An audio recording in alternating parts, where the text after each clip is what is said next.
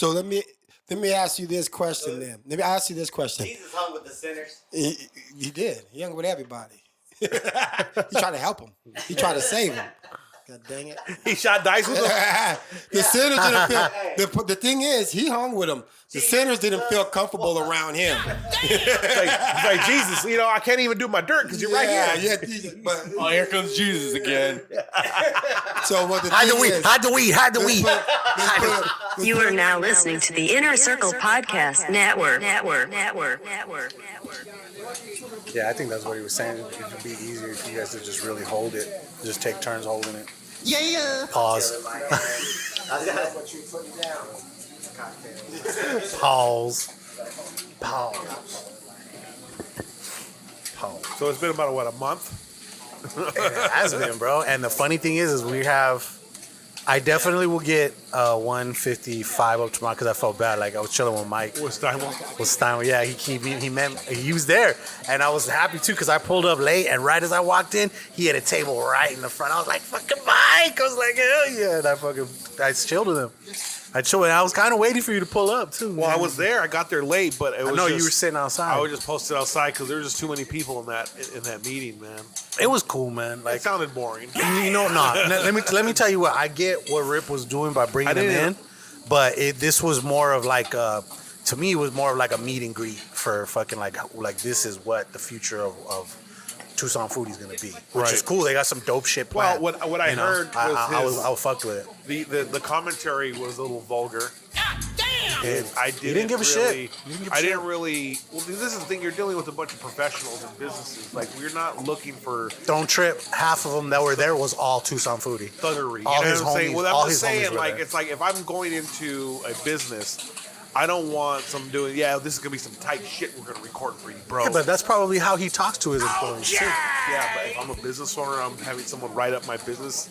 I'm thinking, what kind of journalism am I getting it with this type of fucking... their shit speaks for themselves. Right, but can you understand though from a conservative? I get where you're coming from, but I'm not even conservative. But to me, that dude's in a position to where he don't matter. I don't think it really matters. Yes. He's at that. I think they're kind of the standard when it comes to like write-ups on food and shit like that, bro. Yeah. Like, that's the spot. No, I get You know that. what I mean? I'm just saying how off-putting it could be because I get that. I get where all you're walks coming of from. life that consume your journalism. Yeah. And for you to put up, and like I said, I'm not a prude by any means, but to hear him speak like that, I was just kind of like, I guess I didn't hear the whole conversation, so that's kind of. Me being it was good. Super specific, but it was good. But like I said, to me, it was more of a meet and greet. They didn't really give away there was no gems to be given away. Okay. Like at the other ones, it was more like the people had conversations like, well, how did you build that up? Like, how did you, like I asked last time about post times. I was like, is posting times a big deal? And he was like, oh yeah, it's definitely a big deal. You know what I'm saying? Like posting early, at certain times and shit, at certain days. And then a lot of people have been saying that posting on the weekends is damn near pointless. Really? That's what I've been hearing from different people. You heard that? You guys ever heard that? Posting on the weekends and shit? Yeah. So I mean, as far as businesses go, I want to say, like, as far as like business and trying to get numbers and build an audience and shit like that, You mean like posting ads? Yeah. Well, no, not ads, because that's its own thing. Like, you're paying, that's your own thing. I'm talking about like just what your content, your constant content. You know what I mean? And as far as like Tucson Foodie, they be dropping at least they said their sweet spots like at least 4 times a day. You know what I mean? And they're talking about all the different articles that are up, and they're getting into reels and shit like that. Shout out to Shayna. Shayna fucking held that shit down when she was at fucking Tucson Foodie. She's doing well in San Diego too. She's definitely killing it. She's killing it. She's doing the damn thing. Yup. But it was fun though. It was fun. And then of course, we got yelled at, we got scolded, smoking right outside. That was your fault, dude. I don't give a shit. They're gonna say I something. make that place They're so gonna much say fucking something money, to you, bro. They don't fucking tell me nothing. They didn't say nothing. They haven't said nothing. No. It's like, hey, look. I talked to Rip today. They don't tell me shit. We bro. need to talk to you, Robert. So I'll be outside. Just Come in my office, please. Yeah, no, not even. Robert, can we talk? So when the night's over, can I be candid? I have a little stinger. I'll have a little stinger left over, and I'll fucking be on the patio while the DJ outside is breaking out. I'll just be burning the blunt outside. All the patrons are outside already, so it's not like. Well, and it is legal, but I know out in public. Bro, I walk up and down Congress smoking blunts. Order up, order up. This is a certified hood classic. Like we always do about this time. You are now tuned into the Hood Diner Podcast with your host, DJ Sentry and the homie Casual. They show him like researching through the rubble. The dick nose. Yes, dog. I'm telling you, that shit That is hot dog. Yeah. Go ahead, fix him up the way I do.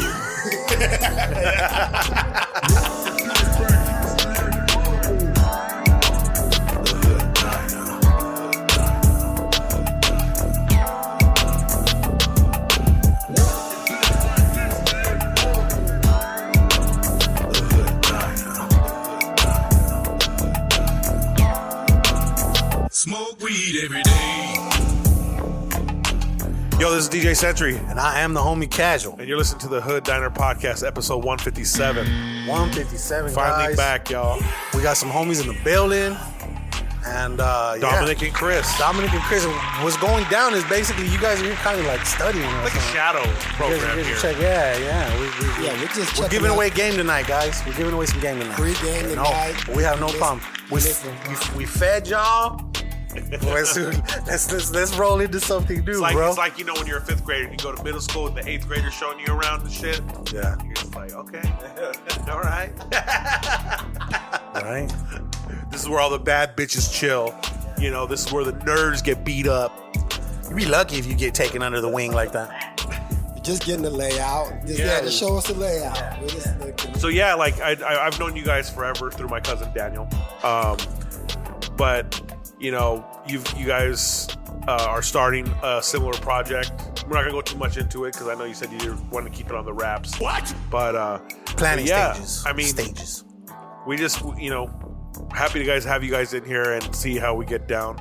We don't have a lot planned for today's show. We're just gonna really wing it and just talk about topics really. Yeah. One thing I didn't tell you guys is that we usually do this segment called Jams of the Week, where we'll pick a song that's a throwback that we've been listening to lately, and then a new one that we got put on to. Like something you just heard, something that's your new shit. Like, it was like The Baby just came out, the new song, that's the new bop or whatever, you know? Yeah. But so you can have some time to think about that, and then we'll talk about it later in the episode. But yeah, you guys here, and I mean, we've been doing this for what, fucking 4 years now? Almost 5. Yeah, I mean, yeah. It's wild, bro, because we started off, not really knowing what we were doing, but knowing that this was a fun thing that, kind of like a therapy session, Like, I know that, the minorities, like being a minority, the whole culture of like going to a therapist is never really, it's kind of frowned upon because of the toxic male masculinity behind a lot Machismo. of, and that's kind of frowned upon, but now luckily we're in a time where it's celebrated, and that's kind of what the podcast is for us. We're able to decompress here because, we're both small business owners. We do a lot of if it's feast or famine sometimes with work, and then sometimes it's just like you're burning both ends of the candle. So that's why this is a good forum to bring people in, chop it up, because everybody has a different take on what life is. Yeah. Nobody has the same experiences, Sure. Some people don't have parents in their life. Some people are, I don't want to say victims, but, broken home, kids of broken homes and shit like that. Adverse situations. Yeah, they're just different situations. Luckily I've never had a child with a one night stand, so I don't have to know what that feels like. But, that's a perspective that, like, when you're trying to figure out parenting tips, like you get perspective for someone who didn't have the support on that level and just different things. So, that's what having the podcast is pretty cool because we get to just really dive into what the mind is, because it's a safe space here, like gay, straight, whatever, you know what I'm saying? Like, it's just you come as you are, and like let's have some conversations, Yeah. And there's a lot of unique situations that a lot of people feel like it's their own and they haven't gone through it. But then you start talking about it, and there's a lot of people going through it. Oh, definitely. Yeah. You know what I mean? It's so crazy. People don't. They're just like, oh, I'm feeling this. I'm feeling this. But once you start talking about it, you realize there's a lot of people going. It's through shitty it. because you hear some shit and you're just like, fuck. my shit's not that bad. Yeah. You're like, Yeah. damn. And it's not cool, but it's just like, damn, it could get a lot worse than what I'm dealing with right now. Or it could be like right when you're thinking that you're crazy, or God dang, man, I don't think like everybody else. Then you hear somebody else like, oh wait, maybe I'm not so wild out my head. Even though when I think something, I tend to think that I'm 100% correct. So Right. whatever is crazy or not, The mind is a terrible place. I put a lot of thought process into what I do before it comes out. So No, the cool thing about the podcast, like that, like the way we've kind of evolved is like I've always been. I mean, he's a DJ. He's heavy in the music industry. Me, I used to do like hip hop and rap during the day. So like the Tucson hip hop scene, I've always been like a part of that. I even started like a magazine called the 520 that lasted for a little while, and that was like really cool. And just because. That was back during our time, right? Yes, big time. And like fucking like the first one on there was like Cash Lansky, and then like Honor Roll Gang, E Fresh, like Marley B. They all got covers, but like just when we started, it's kind of what it was. Is we were bringing in a lot of artists, but then as we evolved, we started to kind of reach out more to like business owners and people who have like different unique stories. We didn't want to be just labeled as like a music podcast. You know what I'm saying? We wanted to just be like just talking to people that are doing shit. You know what I mean? Like, I don't know if you listen to our homeboy Chubby Depp, man. Like this dude, he came in when he was like 6 months fresh into becoming a professional wrestler. And then fast forward, like I think maybe less than a year. Yeah. Less than a year, he just came on and he had 3 belts that he had won, and now he has a 4th one. Right? Yeah, he's a fan of wrestling, went to a school academy here in town, started wrestling all the promotions, got a good reception from the crowd, and now he has 2 tag team champions, and then he's 2 champ belts and 2 different heavyweight champions. So the dude's doing it's well. It's been fun to see his fucking rise, bro. Like he's just a very charismatic person, bro. Like when you're around him, you just want. And to I'm like, big into talk to wrestling. The passion thing. And his episodes, bro, they're like some of our best downloaded ones, man, because people love that dude, man. Yeah, he's a cool cat. But it's like it's a really cool way to talk to people that you know and get stories out of them that you never would really get just on like your average 15-minute what's up with you type conversations, but that's the cool thing about the podcast. You can get more intimate with it, but without giving away too much. Like what is like, what do you guys feel like you're going to be talking about without giving away too much? Really pretty much really where that was going was a lot of helping people. Yeah. Helping them get different perspectives on things that they're going through. Yeah. And I think that's definitely needed out there. Yeah. Even during times like this. And on the youth side as well. Yeah. Being a dad, going through these types of situations, right. For sure. I think the one piece of advice I could give to you, because when I was, learning how to podcast, I watched many videos about how to make a good podcast and all this shit like that. And the one thing that's always stuck out in my mind is just provide substance, like what you're talking about, like giving people perspective and shit like that. As long as that's what your podcast is about. I mean, because obviously with us, bro, there's times where it's just us like just laughing our asses off, talking bullshit, talking stupid shit. But then there's other times we get real deep. You know what I'm saying? We'll get into some in-depth shit. So that's like he said, it's kind of our therapy. You know what I mean? And I love this fucking I love doing this shit. And I think that was the idea about what we were thinking about is kind of the same thing. Have the talk about trying to help and just get those situations that might help enlighten some of those. But also, it is more of the organic and just the bond, the relationships, and maybe the stuff that we go through. So like what you just said, that's also another part of it. Yeah. Where it's not necessarily always going to be scripted, because that day might have just went like that. So, and that happens in real life. So we just kind of want to bring, pretty much the everyday aspect. Yeah, you plan, but will it go to plan? Yeah, that's the show notes. It just keeps you on like an itinerary of how you want it to kind of flow, Yeah. So that's cool. But it's your show, so you fucking take it where you want. You accelerate the topic, you drag it out, whatever. That's the secret sauce, really. Right. Well, like I had mentioned, we were getting ready to roll into something new. Like I say, something new. We do that on camera. Guys, make sure you guys sign up for the Patreon. It's only $1, and you can see all the different things that we've tried out throughout the years. This shit, some good, some bad. Today, it was my week. I went to fucking Panda Express to go get that Beyond Chicken shit, and I mean, it was curious. It was cool. It wasn't horrible. It was bi-curious? Yeah. Nah, it was fucking, you know what it tasted like? Yeah. It was definitely a nugget, a plant-based nugget with their signature sauce around it and all that good shit. Oh, see, you're going to read it. It's not going to come true. You didn't eat the... You will learn the value of a kind word. Okay, you know what? Let's do that. Is it a 4-letter word? Thank you, sir.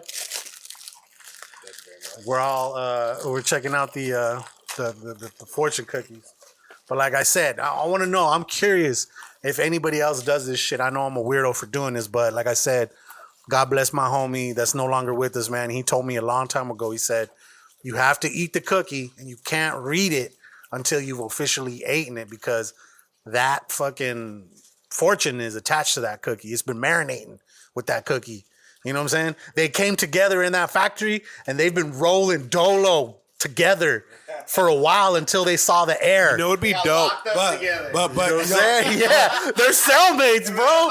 You know what I'm saying? I got something for that argument though. Let me hear. So, and your homie might have been. I like his philosophy. I think the same way, but as you know, I don't eat the cookie. I break it and then take the fortune. But see, you know what ends up happening with my fortune cookie that I broke? What's that? It ends up going the same place as my fortune, in the trash. So they are united again. You all gonna put them back together. Y'all came together. Y'all gone together. That makes sense because I'm not gonna eat the fortune, right? Yeah, you're not gonna eat the paper. That's the only way to. Yeah, that philosophy just fell apart right there. I think it'd be dope to have a company where you fucking write fucked up shit in there. Oh, they make those. Edible paper. You crack them like edible paper. You open it. That's how you solve it. Edible paper. It says you ain't shit. I'm not saying that you ain't shit. Shut up. Don't let the door hit you in the ass. Oh, well, this says, your king's sense of humor will make you many friends. Well, hell. You got one right here. Oh God. Mine says your sensitivity is an asset. Ooh, Ralph Tresvant. Right? Yeah, there you go. Man. Win. Yep. Hell yeah. What did you say, bro? All right. Well, your positive attitude is contagious. Hey. That's true, man. Ray of That's sunshine. true. You know what? I mean, I can appreciate that. You know, there's just certain people you just want to be around. Preach positive. You know what I mean? Hey, yeah, that's Preach me, man. That's what I'm all about that shit. Okay, but yeah, you guys are gonna have to go check out the Something News. You can get our reviews on it. Like I said, it wasn't bad, but it wasn't great. I didn't want to throw it in the trash with the cookie down. Just wanted Yo, make sure that cookie goes wherever that fortune goes, or else it's not gonna come true. It's not gonna come true. But okay, so I'm gonna go ahead and insert our sponsors right here. Dude Wipes. Dude Wipes are a flushable wipe for at-home and on-the-go situations. Go to dudeproducts.com and use code HOOD and get 15% off your order. # no mud butt. Okay. Official Clothing. Official Clothing is a streetwear brand rooted in hip-hop and pop culture, producing quality shirts, hats, and accessories. And it's good fucking high quality. Go to official.com, that's OHFISHL.com, and use code HOOD and get 25% off your entire order and get free shipping over $50. Official Clothing, live by your own rules. Okay. Empire Rolling, the makers of Bennies. Bennies are a high-end rolling paper created from all natural ingredients and offer a clean and tobacco-free alternative to blunt-like smoke sessions. Go to EmpireRolling.com and use code HOOD and get 10% off your order. That's Empire Rolling, the official rolling paper of the Hood Diner Podcast. Smoke weed every day. Scentbox. Scentbox is a monthly subscription that provides you with a 30-day supply of your favorite cologne and or perfume. Choose from over 850 brand name designer fragrances delivered right to your door.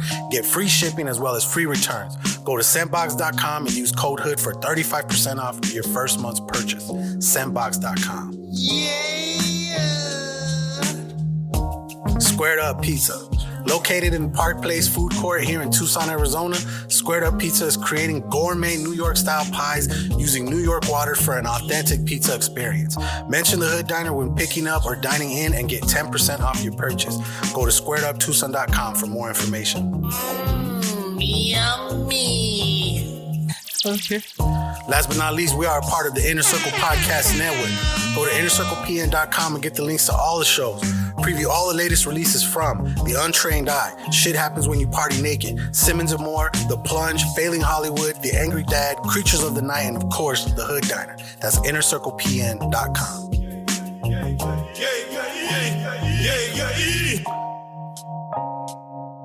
Dude Wipes was our first big one. That one was cool. And then, like I said, I have my brand official. And then we do this company called Empire Rolling. They make rolling papers that look like $100 bills. They got mad motherfuckers jacking their style now, bro. Oh yeah? Yes, there's all kinds. I see them on fucking Amazon now and shit is sad, bro. But they were the first ones to come out with these things. Right? When you have something good, man, people are gonna jack it. Yeah. And then of course Scentbox, that one's that little monthly subscription thing where you sign up and they send you like a little thing every month, different flavor. Okay. Have you seen them shits? No. Well, check this out. The other day it was funny. I used to have the subscription, but I kind of kicked back on it because I was like stacking these motherfuckers. But they come like this. It's about a 30-day supply of like a cologne, right? And every month they send you a new one depending on what thing you got. You could get one that's bi-weekly or one that's once a month. You can twist it. Twist it, yeah. Twist it. That's Invicta, I believe it is.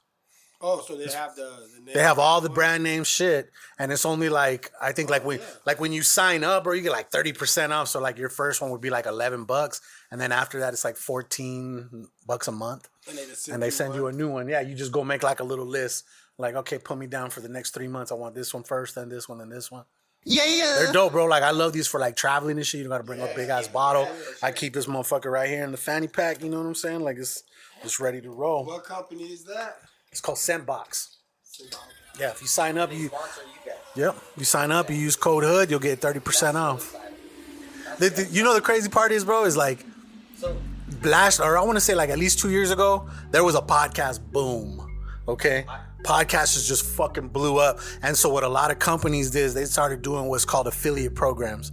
And you can sign up. Like right now, if you wanted to go be sponsored by Dude Wipes, you can do it. You know what I'm saying? But we got on like back in the day before they had any of that shit. It was cool. We finessed it, bro. It was beautiful. I hit the dudes up on Instagram. I showed them like some fucking numbers that we were getting downloaded. I told them I was a graphic designer. I was like, look, we're gonna go hard for your fucking company if you fucking sign us. And they're like, all right, here's a fucking thing. It's Hood 10 or Hood 15. And I was like, hey, can you get that number taken out, please? Like everything we have is code Hood, like just code Hood. I'm gonna have a Hood 15, no Hood 25. Everything is code Hood. That's a beautiful thing. And they fucking hooked it up. And so, yeah, I mean, like, we just went with shit that's like more, like kind of up our alley. We tried to get in with Raw. Raw didn't fucking fuck with us, so we went to Empire Rolling. And, every now and then they'll send me a little care box and shit like that. And so it's cool, man. You know what I'm saying? We don't make a lot of money on it. You know what I'm saying? It's a couple bucks here and there, but you can if we pushed it. Yeah, we definitely pushed it. But yeah, but the communion is popular. A satellite. You have to talk. You have to talk into this, or they do not hear you. Oh, I forget that we're. just hold on to it. I was just talking candy. I know. John Candy Lee. John Candy. Pobrecito John Candy Lee. Yeah, I love John Candy. What is your top John Candy movie? Oh. Number one John Candy movie. Planes, Trains, and Automobiles came up heavy. I think that was man, it makes me so sad though. That was a heavy one. It's a good one, but it makes me sad all the time. That was a heavy one. I gotta go with the Uncle Buck right now. Uncle Buck is definitely a hard hitter. Uncle Buck's a hard hitter. What do you think? Good ones. Who's Harry Crumb? Dude, fuck yeah, dude. Oh, You know, I mean, that is a sleeper, but such a good I used to one. fall asleep right there, literally on the couch right there. You know what I'm saying? Like that was a movie I watched a lot in my nana's house. So that's for me. That one and the one that Tupac came off in. Okay, Nothing but trouble. Nothing but trouble. Oh, that was a great. Nothing but That trouble was movie was definitely great, good. bro. Nothing but trouble was Never good. let a banker go. Yeah, right. Dude, I tell you, I paused it at the end when they show him like searching through the rubble. The dick nose. Yes, dog. I'm telling you, that shit. That hot dog. Yeah. Go ahead, fix him up the way I do. That was great. It smells like Sao Paulo. Yeah. No, I think me, I got a tie between but the fucking Harry Crumb is that's definitely up there. But I love the fucking Great Outdoors. I love the Great Outdoors with Dan Aykroyd. That one's good. And then I love Spaceballs too. Oh, Spaceballs. Yeah. Spaceballs, bro. Barf, yeah, dude. He killed it as Barf too. But he fucking he murdered everything he touched though, bro. He was good, man. He was definitely good. And I know there's something I'm missing too. I know there's some other good shit. Like even like stupid ones like Summer Rental. Those ones were all right, you know what I mean? And then I can't remember what else, but he was in a lot of. He was in Splash, fucking Tom Hanks and shit. Splash, what's that about? You never seen Splash? Daryl Hannah? She was a mermaid. She was a mermaid. Tom Hanks fell off of a boat at Cape Cod, and he was saved by a mermaid and shit. And somehow she fucking went and found. Or she saved him. She got his license. Yes. And so she ended up like she was trying to find him. She ended up at the Statue of Liberty, all butt ass naked. They took her to the fucking the police station, but she had his fucking ID. So they called him. He came and picked her up and shit. And he just like took her back to the crib. So he fucked the mermaid? Oh yeah, bro. He got his. Oh yeah. He got that mermaid puss. She was hot though. Merman, Dad. Merman. From fucking Zoolander. Let me see, bro. We like I said, we always have like a little formula. You know, we go through topics and shit like that. We usually start with news. So what's next? What's new in the news? Shit. Other than fucking us donating another 100 billion to fucking Ukraine. You know, I've been really fucking not paying attention to this lately. Dude. Me neither. That's just, why I get sad and sad. I never and have sad. nothing for Herschel that. Walker lost. That's a good thing though, right? That's a good thing though, right? I don't know what's worse. Biden won, bro. So what are we fucking saying? He was right saying now? some wild shit though. The stiff arm didn't work. That's it. Hard. Vampire thing I was telling you about. Oh yeah. Well, Did you watch it? Did you watch the vampire thing he was talking about? I try not to watch a I lot. told you it was a comedy though. It's like It was. look it up. Yeah. Whoa. So what are we talking about here? Oh, the Herschel goes into a full-on story about watching Fright Night. Remember Fright I Night? love that Love movie. Fright. Oh no, wait. Brewster? Original Fright Night or Yeah, remake? come on. Better be original. I don't know what it is. I don't know what It's it is. Herschel, so it's original, Old, yeah. It was old. Hopefully. He goes into this whole story about vampires at a rally. And vampires are cool, right? But wolves. Yeah. He even says that they're cool, right? You know, vampires are cool, but they can get killed by a werewolf. Oh, he was sincere then. He spends at least a good 15 minutes Damn. in the whole story. I'm gonna Going find in this. And I'm he was gonna getting find mad this. votes You gotta too, find- right? You gotta look at it. He was getting mad votes too, right? 49% or something like that. Damn. it was close. It was a runoff. Yeah, but that's the cans, you know. God, bro. Damn, Well, they were bro. both Kanskis, but Oh, but what's a crack? a lot of touchdowns gets you votes. OJ got votes. Jesus. Yeah, man. Yeah, so I really haven't been paying attention to too much news lately, man. Right. I get into a little cocoon of like I'm working nonstop day and night. So when I get home, I throw on the sports or I throw on the YouTube to make me laugh or a little Netflix. Yep.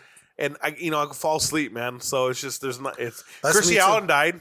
Yeah, Christy Alley died. That's more movies. That's more movie news. Yeah, yeah. I mean, We'll get there. I didn't know she was 71. Yeah, that makes sense. So was she like 40 during Cheers? Yeah. Good 40. Yeah. Because that was over 30 years ago. You know what I'm saying? Like that. It had to be. Mid to late What 80s, about the? back Okay, so she what must be about like the 2 30 man? then. Was a 2 man and a baby too, right? Yeah. We Was just she in talking Christiani? about that. No, that wasn't Chris Allen. Was No, that you're one- thinking of Look Who's Talking. That's Look yeah, Who's yeah, yeah, Talking. yeah, yeah, yeah. Yeah, Look Who's I Talking. thought the first one was Two Men and the Baby. Maybe I messed up. That's Tom Selleck. She was in Summer School too. You ever see Summer School? Who got the best mustache in the business? Tom Selleck is probably out there. That fucking thing on Magnum porn PI stash? was just fucking Old like school pack. a salamander. Yeah. You ever rock a thick mustache ever in your life? The thickest was COVID. Okay. That's probably the thickest I ever just let it go, but that was still too much for me. It was still too much for me. I'm on some like hippie shit right now. I'm like, I'm not cutting my hair. I'm not shaving. Like, But you're natural. I'm just gonna let it go. I'm just gonna let it go, bro. Fuck it. What do I got to lose? It's growing with good vibes. Yeah. Let that grow. The more My thing good is this: vibes, the better. the hairline's not receding. I'm straight, bro. You know, I'm good. Yep. Yes, sir. Eating that plant based. You know that It's plant, already kicking in. You see it that kicking in chickpea already. orange chicken. Right? Sacrifice. Yeah. All right, let's move out of fucking news. Then what we got next? Movie. No, music news. Music news. SZA just dropped an album. Okay. She's so fucking gorgeous, bro. Is she good? She has this picture on her album cover where she's like fucking like in the mud and shit. God, I would fucking lick her butt. Yeah. Yeah. I'm bringing it up right now. What game you got going over there? The Sun Devils and SMU. Pa que chingao. Hey, we Pa que chingao. Yeah, that's whack. Music. Let me see. Did I write anything in music? I don't think I wrote anything in anything. You didn't put anything on it. I think literally the only thing I wrote down was the Territorial Cup is back where it belongs. Oh, come on, man. But that's about it. That is good news. You can talk about that while you're searching up. Right. I'm gonna be honest with you, bro. We'll get to Wait, what about the Garoppolo down and Purdy up to bat? We talk about my Niners right now? Yeah, so who's your guys' quarterback right now? Purdy, and he's nice. Watch out for him. Fantasy players, I'll tell you right now, he's a sleeper. You look at him on the field. He has the eye of an eagle. That boy. Who are they poise saying in they're the trying to pocket. get over there right now, though? We got Brock. We ain't trying to get. Oh my gosh, I got That's confused. SZA. Yeah, Brock is. We're going with Brock. Oh, I don't get to see it. What the fuck? Oh, sorry. Jesus, Sorry. I'm Forgot, chopped liver over here. Forgot. So that is good news Okay. for all Got the them Niners yeeks. fans. Pay attention. You heard it here first. Hey, but you know what, bro? Purdy's gonna win it. Edit that. I don't know. I don't football. I want to boycott of football right now to the Fire Kingsbury, bro, because that fool is just. Well, He can't coach his way. I mean, we have a lot of injuries on the team right now. Too. a lot of injuries. Lot. So we probably got like 50% injured players. And you can't win when your offensive line's hurt. You know. Hey, look at us last year, man. Yeah. Coming off the Super Bowl, we overhurt too. So yeah, you can't. The problem is they signed him to a 4-year extension, so him and Kime aren't going anywhere for a long time. But we're looking like we're gonna get a first-round pick. What are you gonna do when you get a center? A fucking inside linebacker again. Fucking dickheads. Fucking. You know, you get a Michael Parsons to change the game. we need a Michael line, Parsons. bro. We need those hogs from Alabama to fucking give Kyler time to throw that ball, bro. Yeah, you got to keep on using his feet. You got to keep on using his feet. You know, Hey, he's nice though. you know who, Couldn't see over him though. I'd like a Trey Lance or a fucking. You knock that down. Hands up. You're even more of a defensive. But then when that dude got time to run, bro, when he got time to run, he can fucking make plays. He does with his feet, and he's good with his arm. I mean, he gets a strong arm.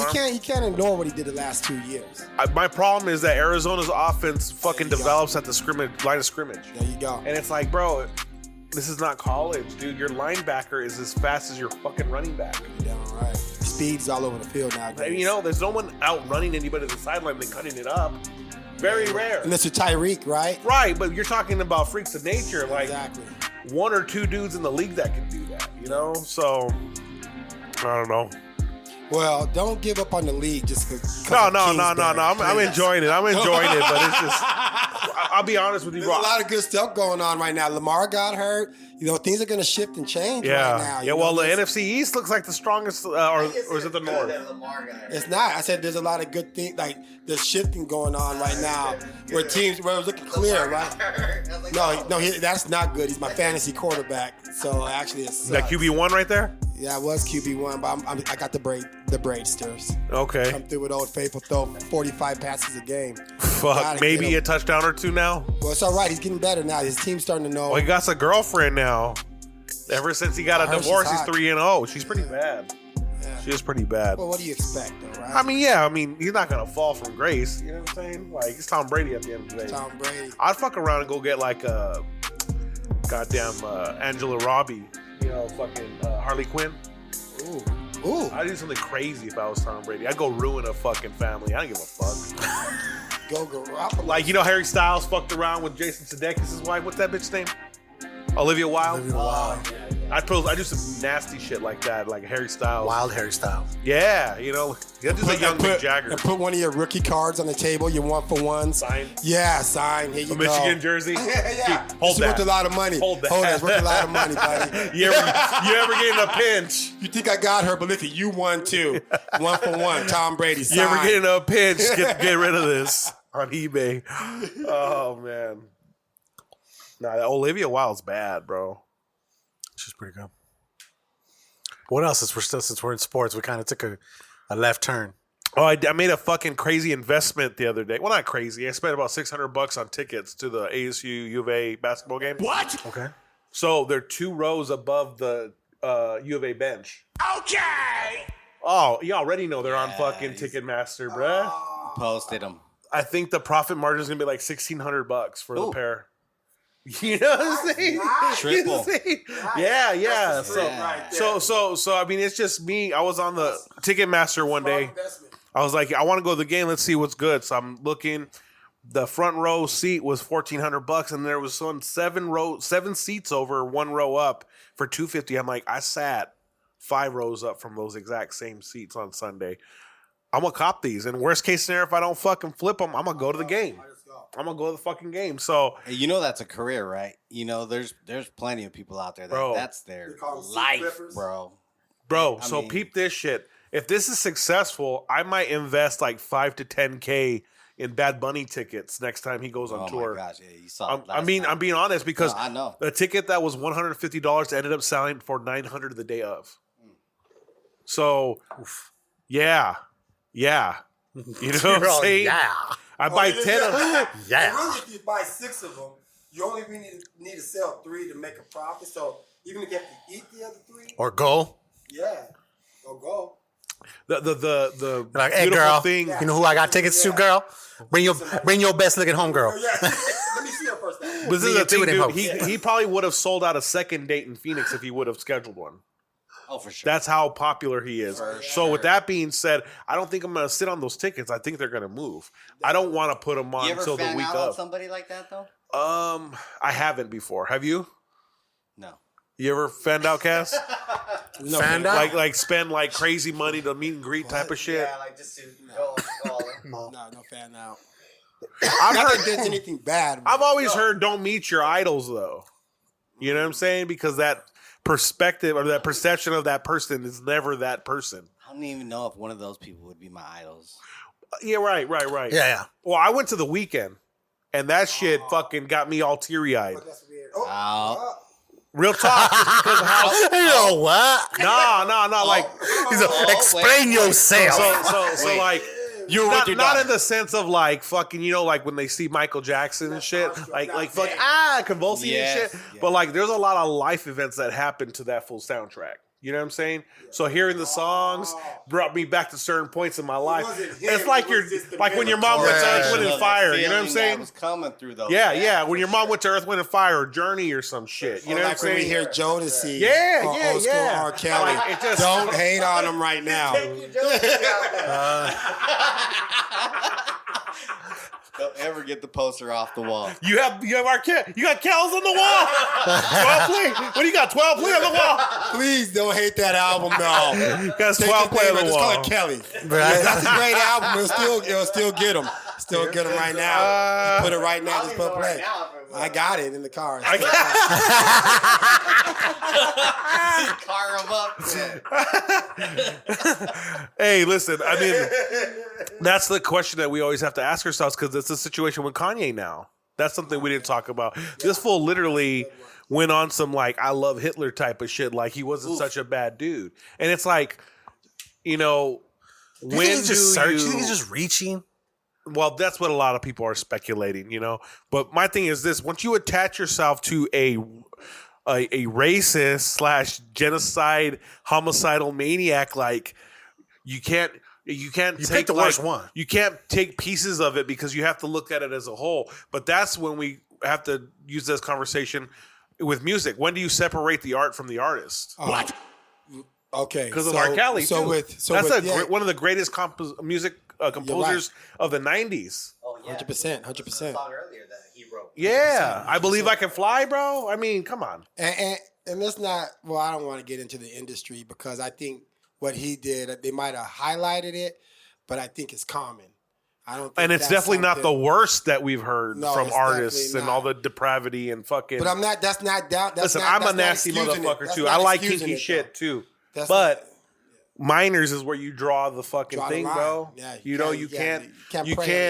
Well, you can't explain pedophilia, bro. Like, there's no defending it. That's not a sexual orientation. You know what I'm saying?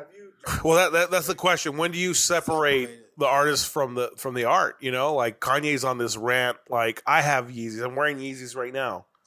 But Ye, though, when it comes to that, there's so many different avenues that he's coming from. So the thing is, well, like what I think what he's doing is exactly what's happening right now. Is he's saying outlandish things, but within those things, he's saying real truths, right?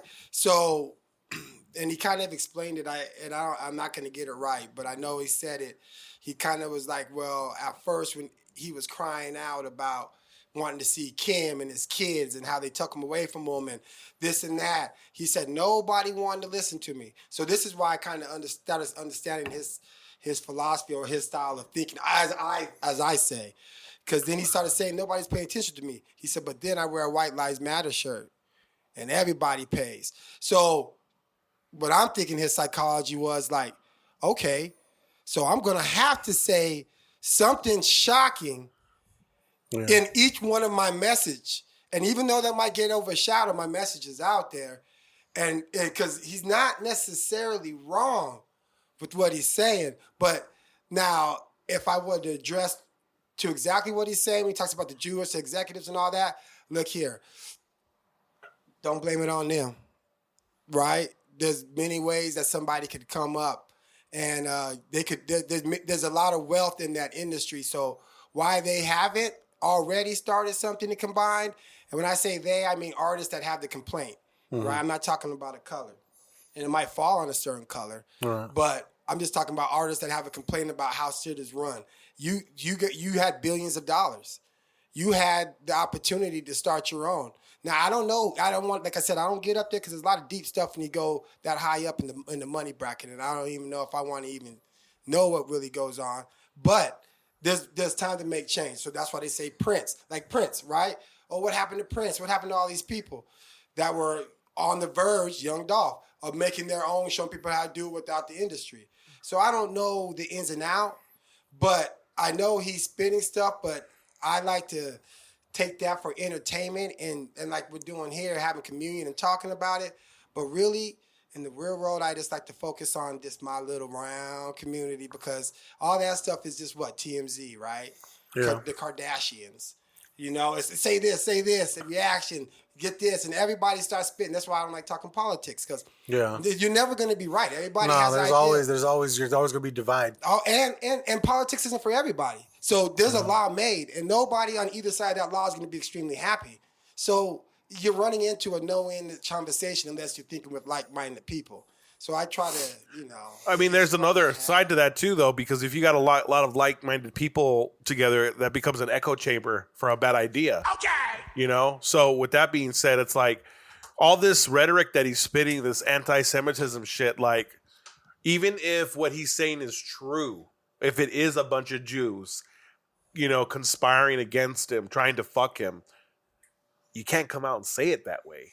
Well, check. You know what I'm saying? Check. But did you hear the way Dave Chappelle Check. spin Dave this shit? Chappelle spoke it right. Dave Chappelle literally kind of said everything that Kanye was saying, but he put it in a joke form. Right. He said you should never say it out loud, and it's a coincidence. You know. See, my whole thing is I don't have the issue with any of that. But if I think about it, and I'm like, okay, if everybody started just like we are chilling, and they wanted to get to that spot to where he is, they took that road. And during that road, I don't know if his first 2 albums, I heard any of this on there. Right. So once you get to a point, I'm glad that, I'm not saying you have to stay in that. But my thing is, don't blame the people that gave you the opportunity. Don't blame the people because they have it. It's not anybody else's fault. It got inherited, or maybe they came up, but they the ones that started. And they did it in the Wu-Tang story, right? And they showed how that Jewish dude didn't want to roll with it. Then they roll with it, and there you go. Rap starts making big, and they made millions off them. But that's the game. They didn't have it, so what were they doing? Begging. But we just say earlier, do you have ice? No, beggars can't be choosers. Right. Bring what we got. Right. Right. So if you got it, so the thing is this: if you want to do it, be silent and make a change. Yeah. So I hear what he's barking, but I don't know what it's for. So I think it's more for his kids, and he's just shaking everybody else up. That's actually what I think it is.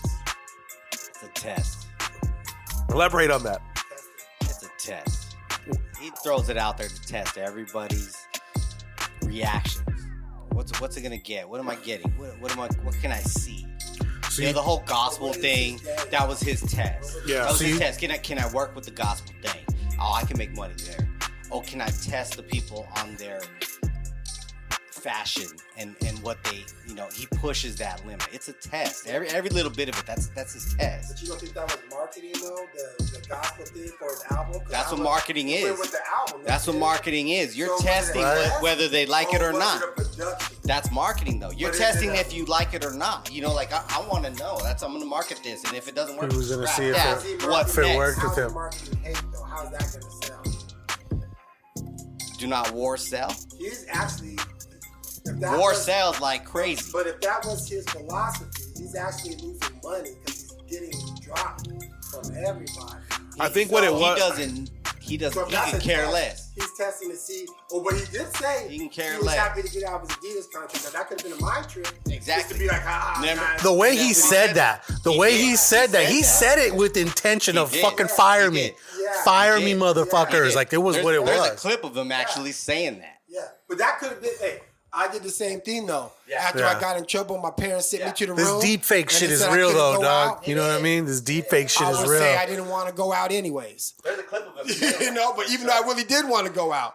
This is the thing. This guy thrives off of being popular and being loved and being praised. Attention. So, with that being said, once you get vilified, people don't fuck with you no more. That's more value to him. Yeah, for sure. He wants to be the bad guy now. Saying. That's the side. The cash doesn't matter. That's the value to him.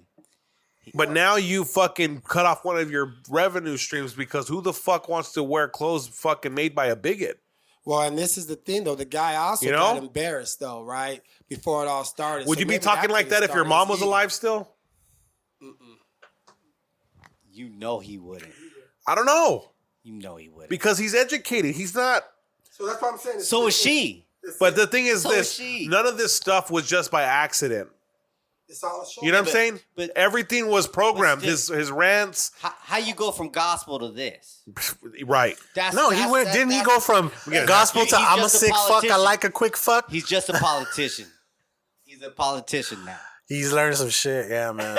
well, he's what he's doing is like you said. If he's a politician, he's doing it. No, what he's doing, he's being great because he did what Hershall Walker do. You're trying to find out who your crowd is. Great. No, he's trying to find out who his crowd is. Bring me a water, right?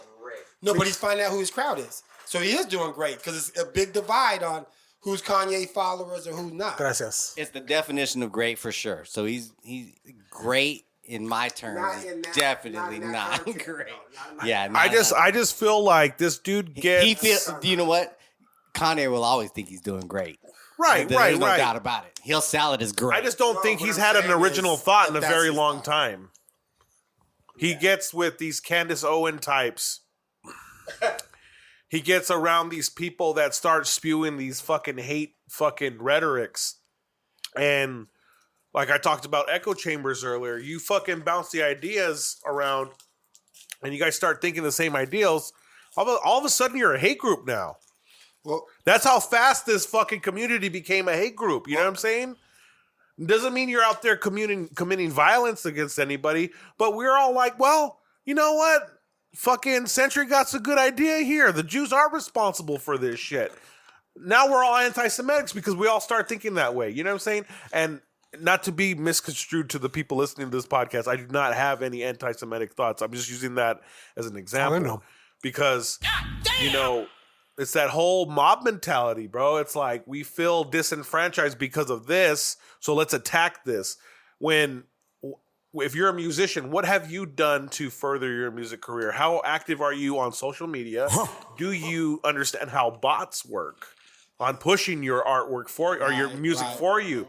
Do you understand how this machine works? If you don't, the only person you have to be mad at is yourself because you don't know. Now, Kanye was in a rare situation where he got discovered. He was making hits. He signed a contract that was terrible. And he's been dealing with that bad contract for his whole life, you know? And now he wants to make music on his own accord. He wants to live the Christian life. Supporting Hitler is not very Christian-like. So you know? let me ask you this question then. Let me ask you this question. Jesus hung with the sinners. He did. He hung with everybody. He tried to help him. He tried to save him. God dang it. He shot dice with them? The sinners didn't feel... The thing is, he hung with him. The sinners didn't feel comfortable around him. It's like, Jesus, you know, I can't even do my dirt because you're right here. Yeah, but, oh, here comes Jesus again. So what the hide thing the weed. Let's put another perspective on it, though, because I like to put other perspectives. So let's put ourselves... Let's put ourselves here right now. We're all $1 billion people, right? What? I'm talking about we're Jeff Bezos, we're Elon Musk, all right? Okay. So then when we get to that level, we gotta be one of them. No. With that, you're up there, right? Yeah, that kind of wealth. Because who is he besides having Right. money, right? Yeah, we're drinking adrenochrome. We're doing all that shit. Right. He made some money, but that's just what it is. So, but what I'm saying, when you're at that level, you got a certain influence. So when you got a certain influence, you are privy to certain knowledge that us as common folks have no idea. Right. So then you got to think about the Well, lifestyle. that's called inside trading. Yeah, exactly. So let's think about Kanye's lifestyle. Let's think about he was on with the Kardashians, even though he was on and off. But all that stuff that they're doing is all marketing for everything. They're extreme marketing. She made money from Ray J to now. Dude, that mom's a genius. Exploded, dude. right? That mom is a genius. But that's a different world. He's up in Trump. He's chilling with Trump. He's in the White House. Yeah. Trump got everything from the White House in his Mar-a-Lago house. So the thing he might know is different. So let's put ourselves in a situation to where maybe he has this knowledge because he's on the top. He's in the top 5%. All right. So if you're in the top 5%, there's a certain things you can control. Legislatures, everything, right? So you have that knowledge. And now he's doing these rants. What do you think his mind's really thinking? Is he trying to expose? Is he doing Trump-esque things when he was in office? Like, look at here.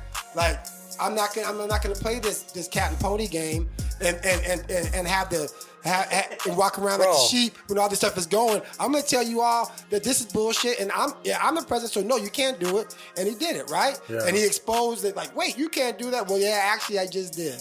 You know, I didn't pay taxes. Well, you're not smart. You're dumb. Right? He's like, oh, you're mad at me that I know the loopholes, motherfucker? Right, but that's the way Chappelle fucking flipped that, I was like, God damn, dog. You say cat and pony. We think you're talking crazy because you can spin that to us. So that thinks it's crazy to us. You can spin that. Okay. But if you're on that knowledge... So, hold on, real quick. So right now, if you got your money up to the point that you can hang out with Trump, you're going to say that you like Hitler? I'm gonna tell you this: if it's asking me what would happen right now if I got that money, I wouldn't hang out with anybody but the people I've been hanging out with. I would try to stay hidden from Trump. I would deny the invitation. Oh no, that's I don't know about that, bro. You can never have enough money. You know what I'm saying? No. That doesn't mean just because you're hanging out with these people doesn't mean you just blurt out some shit about you liking Hitler. Like, because you already know right from wrong, right? You don't walk up to the stove and grab the pot when it's hot. You already know, right? It's going to be some. What if Hitler was my distant relative and I just said he made a mistake? Well, that's a what if. But the thing is this, I don't think you can.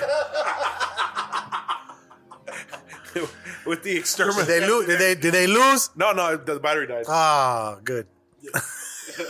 No, I'm just saying with that particular thing, it's like you can't have a problem with a certain group of people and then go and make comments that like basically give big ups to fucking someone who exterminated their people. Right. Like you just did it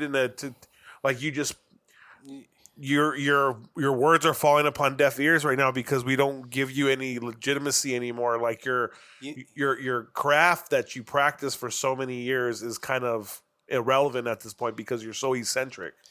You know, like you're a sick person. Yeah. It boils down to the simplest thing. He's a man, and he's creating ripples that affect so many other people. And we only know that a lot of times just because our family or our listeners, right? Right. But the amount of listeners that he has, those ripples can affect so many things. I just think we're currently, as Mexicans, never had an extermination like the Holocaust. Earthlings? Like the Holocaust. You know what I'm saying? Like, I'm not familiar with the scenario. I mean, when the Spaniards came over, they fucking but the thing murdered is, mad this, fucking bro, Mayans and shit. The indigenous people, we are not that. You know what I'm saying? Right. We're Mexicans, so we're half Indian, half Spaniard, basically. Mm-hmm. With that being said, I don't remember a time where Mexican people had a massive genocide. Armenians have, Jewish people have. Yeah. The leader of that fucking genocide is who he's praising. You know what I'm saying? Yeah, it's fucking wrong. So it's just you just I don't know, man. It's just hard for me to fucking accept that he feels this way. Like I've been skipping Kanye tracks lately. He doesn't. Yeah. He's not a stupid person. The alternative facts is where it changed everything. Yeah, people think that their opinion or their thought process, right? Opinion has taken over actual fact now. Definitely. Like your opinion is so much heavier than the actual fact. Yeah, motherfucker said that the Holocaust didn't happen and shit, right? Didn't he say some shit like that? There's Holocaust deniers. That's fucking crazy. Yeah. I don't know if he said that. I don't know if he said that. Listen, he's hanging out with these people. For sure. So that's really like if you like, oh yeah, Chris, come on, let's go to dinner. No, yeah, you're right. I mean, let's go talk. So that's the hateful part, right? And that's why they say America. A lot of other countries, when they say they don't know racism until they come to America, to the States, right? Right. So that's the thing, right? A lot of people. That's not right. But what I'm saying is it's not right. But what's not right about it is what Ye should have done. That's where racism was born. But yeah. I got kicked out right away. They didn't even let me step foot in the place. They kicked me out. Yeah. Well, if Ye was. Yeah. Oh yeah. Get the hell out of here. Well, that's because you look. What'd you do? That's because you look. What'd you do? It was the bar. I was going in with some other white kids, and they said, "No, you guys stay. He's got to go." Because you're Mexican. Yeah. Okay. Yeah.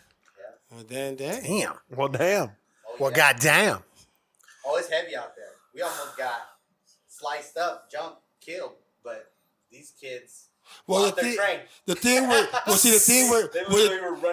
with Ye is I think that when you target people with any situation, it's wrong because it's not the group of people that did it. So what he should have done was name out names. And that's what Lex Friedman said. You name out names. This mother. Yeah. So I'm gonna call you straight out. That's who what you are. That's when he went on.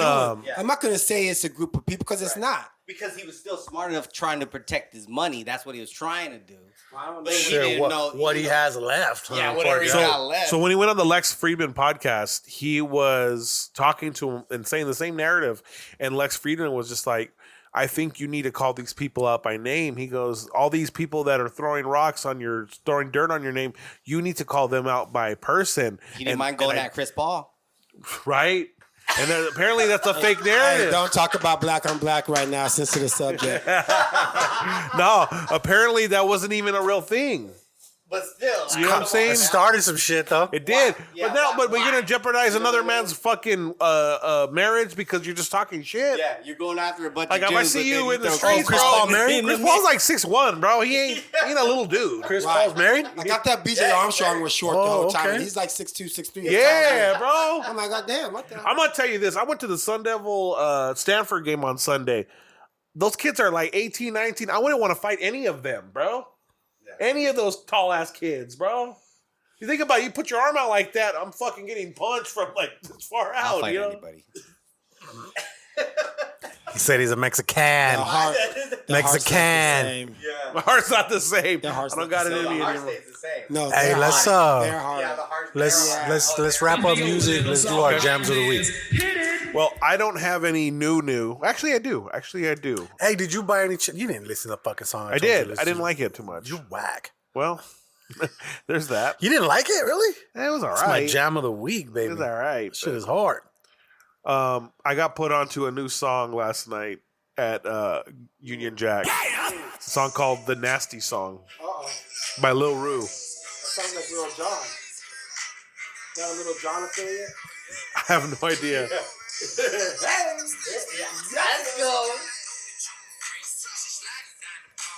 I can't do Oh, that. they did. That was Lil John. I told you, it had to be. It's called "The Nasty Song," but the girl that requested the song wasn't the type of girl that I would have like figured to request a song. So that was pretty cool. She was not the nasty. It's a white girl, little white girl, little white girl, Band camp.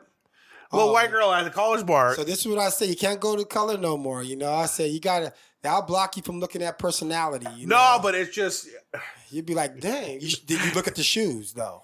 dirty ass Air Forces. Damn. Well, then you should have known. 29. Should have I'll known. tell you right now. I'm gonna tell you this: I'll never fight a person with black Air Forces on. Oh hell no. Nope. Some ball dogs. Somebody got some fucking black Air Forces on. You know they don't give a fuck about life. The ball dog. And then I'm a throwback. This is another throwback here. They requested at the bar. Panic at the Disco. I write sins, not tragedies. Okay. This was a jam with everybody. Like this is a song that Yeah, this is always heavy. Yeah. people will sing at the top of their lungs. I'm not gonna play the whole thing, but That's a good one. yeah, those are my jams of the week. All right, Chris. What's something new that you just got put on, bro? Something new. Well, I just got put on this Killer Mike. It might not be new. Is that RTJ or just old Killer Mike? school. Killer Mike talking that shit. You like Run the Jewels? Yeah, Run the Jewels was nice.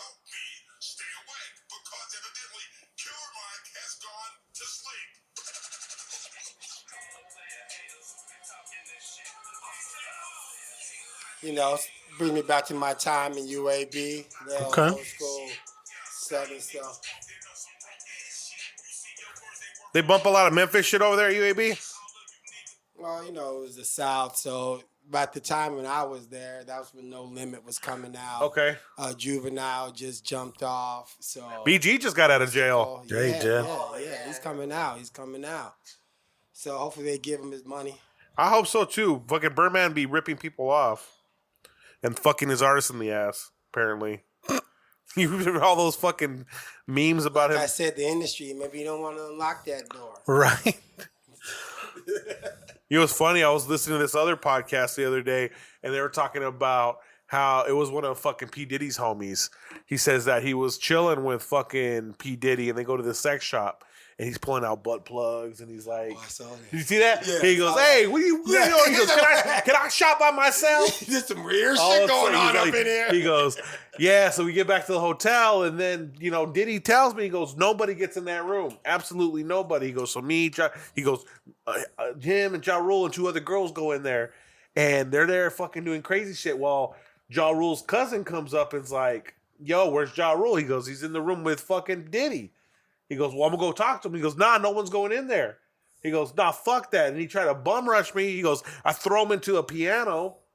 He makes all this noise. Fucking Diddy and Ja Rule come out of the fucking hotel room in towels. Oh, swinging. You know, they're in towels, and then he sees his cousin. He's like, "What's going on here?" He goes, "No, I was trying to get in the room, and he wasn't letting me in." He goes, "You don't want to go in there, bro." He goes, "There's some five pieces in there. There's some freaky shit going on in there." Can't just have one. Fuck, dude. Yeah, I've heard Diddy's one of those dudes that likes. Yeah, there's a story out about him having the dude from Don't Worry, what is that guy from? Just doming him up. One of his assistants caught him, this other actor dude, doming him up. Oh, just No, the dude from 112? Slim?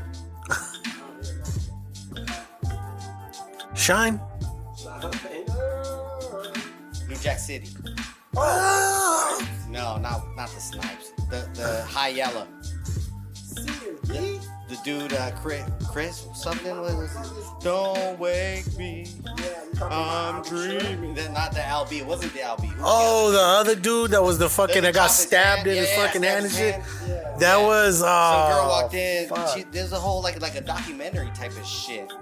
It's like I wanted to say Freddie Jackson, but that's not him. Don't you disrespect? More like Freddie Jackson. Yeah. I know who you're talking about, but I know who you're talking about. Yeah, he was an R&B.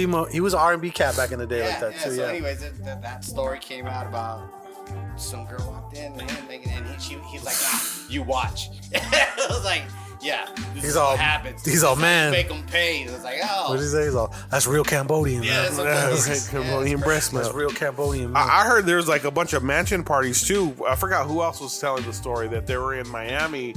They were on a yacht and fucking Diddy and just fucking a dude in the fucking at the party in the ocean. You would think that at his level, you're doing different shit. Yeah, because you're bored. Fucking dudes has never. You're bored. You're doing different shit. Time with, but he's had all the he's had every pussy in the world. Not on the mix. You know? I mean, well, weird. hey, dog. People are into different shit. Exactly, and I respect that, but he's gonna.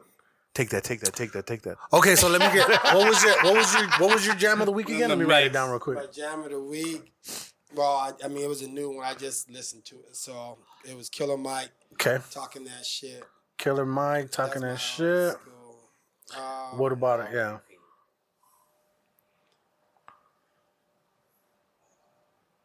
And then old school. Yeah, like a throwback. Really going, we mean like old school, like Motown old school?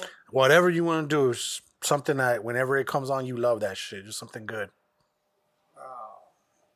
Well, if I need to be in that mood, which I like to be hyped,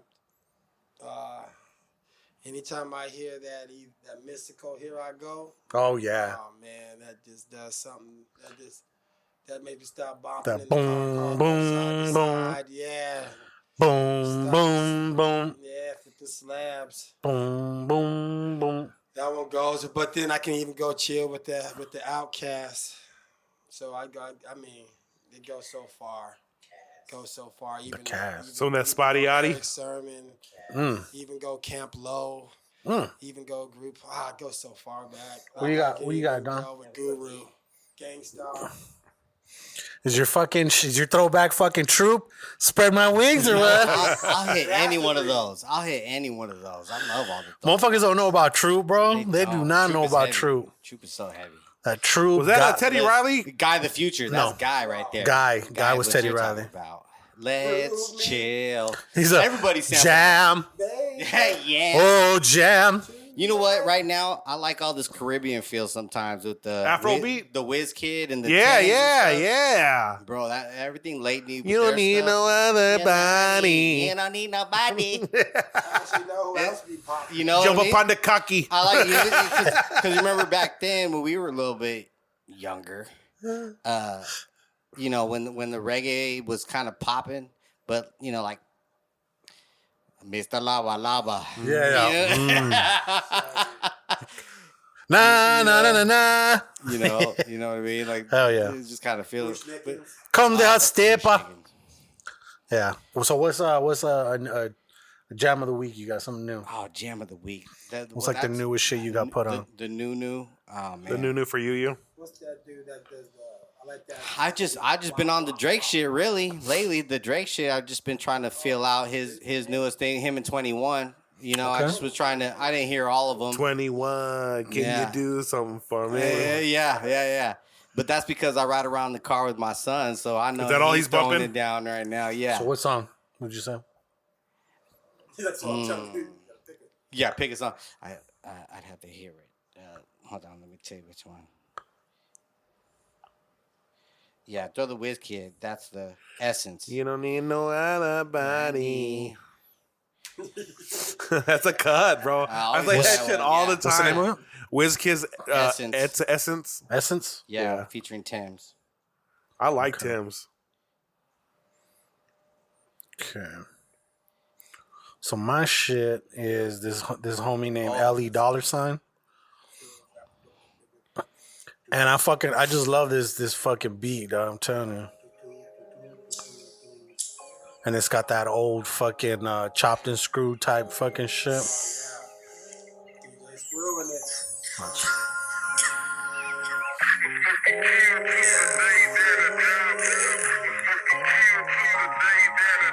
No, it's some vibe. It's some vibey shit, man. I'm having all the fucking. He just dropped this album this year. It's called Motion, and I grabbed like three songs off the whole album. Motion in the Ocean. But there's some dope ass jams called "Till I Die," "Slow Motion," and "Tires Rubbing." Those are the three. I'm gonna link all three of those motherfuckers because they're all dope. And then my throwback is also a two-way tie because on the way here, somehow on the fucking like I've never had this happen where it was on like a shuffle. Yeah. But Pyru Love came on, and I was like, all right, that's sick. And then Crip came on right after it. So I was like, that's a fucking sign. So my throwbacks, since I'm not going to try to pick sides, I'm going to throw Crip, and Pyru Love from fucking the original Banging on Wax album. See, I was going to throw my throwback because I just heard the song the other day, and it still takes me back. Some Pharoah Monch. No, yeah, that gets Get the fuck up. Yeah. Simon Says, get the fuck up. Oh, man. That's a pump. They threw that on the old school, on the serious. I was, oh, my God. You like a song like from him was with Nate Dogg on the hook? Oh, no. That's my shit. Yeah. What do y'all feel about that Skilly Bang? The what? The Skilly Bang. You heard of him? No. Yeah, I know you got to see it on that, on the TikTok. They did that WAP. He does that WAP song. But it's kind of Afro beats, but he be hitting it. Okay. Yeah, you haven't heard nothing? No. Okay, you've heard this. To put him on game. You've heard this one. Yeah, you've heard that. But then if you just listen to a couple, he's pretty little Jamaican kind of. What's your boy in Belly's name? Ox. Big Ox. Little Ox style. I'm Kings for Jamaica, number one, da-da. Come try me. Are y'all on Vibes Cartel? Yeah. Okay, yeah. That fool's still in jail recording albums like every fucking. Man, he's like Sosa, huh? Like, Yeah. That dude's like, is he in jail or is he lamping? Mac Dre. He's doing it. You guys play a lot of that Vibes? You guys play a lot of Afro beats? No, not really, bro. To be honest with you. That's what's his name? Shit, Herms. Herm. Yeah. He changed the name from. Wait, where's Herm play at Peaks. right now? It was called Peaks, but it's called something else now. Ethiopian spot. Plays at The Zen Moms Zen Moms? on Speedway. That Ethiopian cuisine. Zamans. Yeah. I don't know. It was the old. So he plays there. He does a fucking world music night where he plays Afrobeat. He'll play Baila Funk from Brazil. He'll play a bunch of shit, just like a very eclectic night. No shit. Like, is that once a what? Pull up. It's called Passport. It's called Passport. Was he doing every what? I want to say it's every month. Thursday, December 22nd is the next one. Oh, right before Christmas. It says Ethiopian funk, African disco, Herm, where you used to dancehall, be at? Brazilian, Afro At beat, the, Latin, and more. Heads? No. Vaudeville. Vaudeville. Vaudeville. Oh, the vaudeville. Bonus. Yeah, the bonus was the real deal. Bonus was fucking it up at Shay's. Yeah, I think he's doing New They do Year's. shit at Shay's. They be DJing in the back. When? He's there on New Year's this year. Bonuses. Yeah, what did you call it? Zemams. Yeah. Zemams Ethiopia. That's the Ethiopian place, though. That's Right. Yeah, I that's heard the where- food's pretty fire too. fire. Yeah. I'm going to go check I that haven't out. tried it. Yeah, it's super fire. And you can bring your own wine in. Oh, shit. You can do that at Rollies too. You bring your own beer and shit. No, he has beer Yeah. now. Oh, does he? Bro, dude, wait till you see the video we fucking made today, So dog. now you can't bring your own beer anymore. He's got, I'm known Mateo since he was a toddler. he's got, He said he's blowing up another one. Isn't he going to do a Northside Rollies? God, I hope so, because he's doing his thing. But look, this is the video he's gonna post tomorrow. They're super margaritas, and Johnny Bubonic painted those cups. Okay. Each margarita is 4 drinks, so it's more than a scorpion, is what we were saying. He's got the beer in restaurant. Yeah. Well, you can only sell one to two people, One person. one per 2 people. Okay, so I can say it. Yeah, people share that shit. You'll see him. He's gonna post. That's Kashiki can tell you how that turned out, having them scorpions like that. Scorpions are fucking. They caught me. You That was gotta my first DUI. Really? damn. First DUI. He said first DUI. Well, you remember they changed the rules. You know what? Actually, I could have got a second, but I got it to reckless driving. Okay. You know, for me, it Finagle. was never driving fucked up. Good It was lawyer. driving high. That's Oh. always me. It's Yeah. just See, I can maintain. if I'm gonna high. get I was young. if I'm gonna get a DUI, it's because I'm high. That's the only reason you're gonna pull me over. You can find alcohol in my system. You're gonna find weed in my system. But that's it. Yeah, this was ages ago. So Okay. yeah, Superman was. And even when you do, I feel you. I feel you. Even when you do, you already Uber know home that and was shit, gonna- huh? Yeah. Oh yeah. Don't even talk about that. You can leave your car there if you have to, huh? In that garage. Well, I have a parking pass. Yeah, that's I what park I'm in Fifth Avenue. I know I dropped Parking. you off. Yeah. Was that run you a month? Well, they pay for it. Oh, nice. I see. like- Attaboy. Work it's that like- into the. That's in the work that into residency. contract. That's in the residency. But Right. See, the So- homie said he moved up. Yeah. Bro, Yeah. I'm gonna tell you this. I am very catered to these days, you know. But I've also put the legwork in, you know. Like I don't think I want anybody to think this shit is sweet, bro. Which because the fucking That's The right. middle, the third one, the kickstand. No, I'm just saying, like, I mean, when you were hiring DJs, what are you paying them? $200 for the night? Yeah, roughly. Man, those Cause- days are long, sir. Because back then also there was That was top tier. food and drink. I used to give them a little credit for it if you Right, wanted to right, buy some but- people but- some drink and stuff too. But for the most part, that was the industry standard. Is like, Yeah. you know, $200 for the night, bro, and you're lucky I'm paying you that. Yeah. Right. Yeah, for sure. Post For sure. COVID, all the DJs that were doing it couldn't do it anymore because the clubs dried up. Yeah, but also Private parties dried up. we didn't charge at the door though. Right. You know what I mean? So it's a little bit Well, not a easier lot to- of clubs do. The only ones that did was fucking Zen Rock, and then they stopped. Highwire doesn't charge at the door. They charged me when I went to, Halloween. Uh, When you're That skipping pay- the line, when you're that skipping pay- the line, yes. Guys pay, girls don't pay. Girls don't pay, no.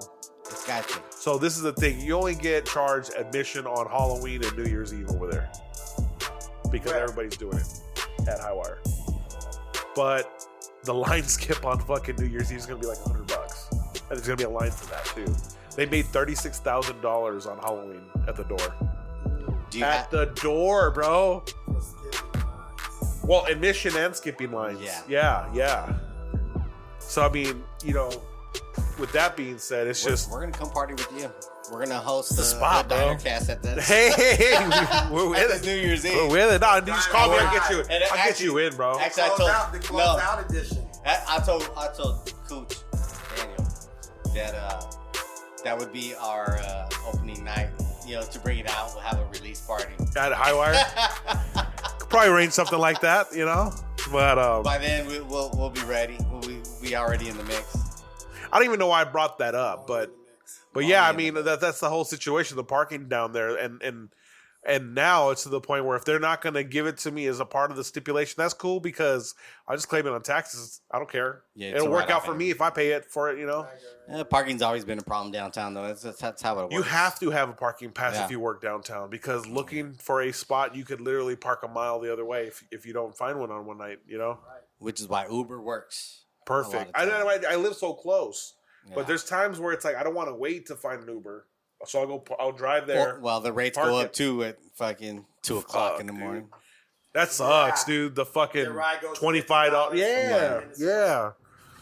It's like I live this close and they're charging me $30. I'm like, fuck, well, at least it's not a DUI. Yeah, like that 30 compared to Beachy Blow Machine and fucking SR fucking 50 fucking insurance, all that shit. They're gonna see some serious. All right, look it. Let's move into movies. Okay. You gotta be watching anything new? Dude, lately? I have not gone to the actual movies in so long. I watched Wednesday.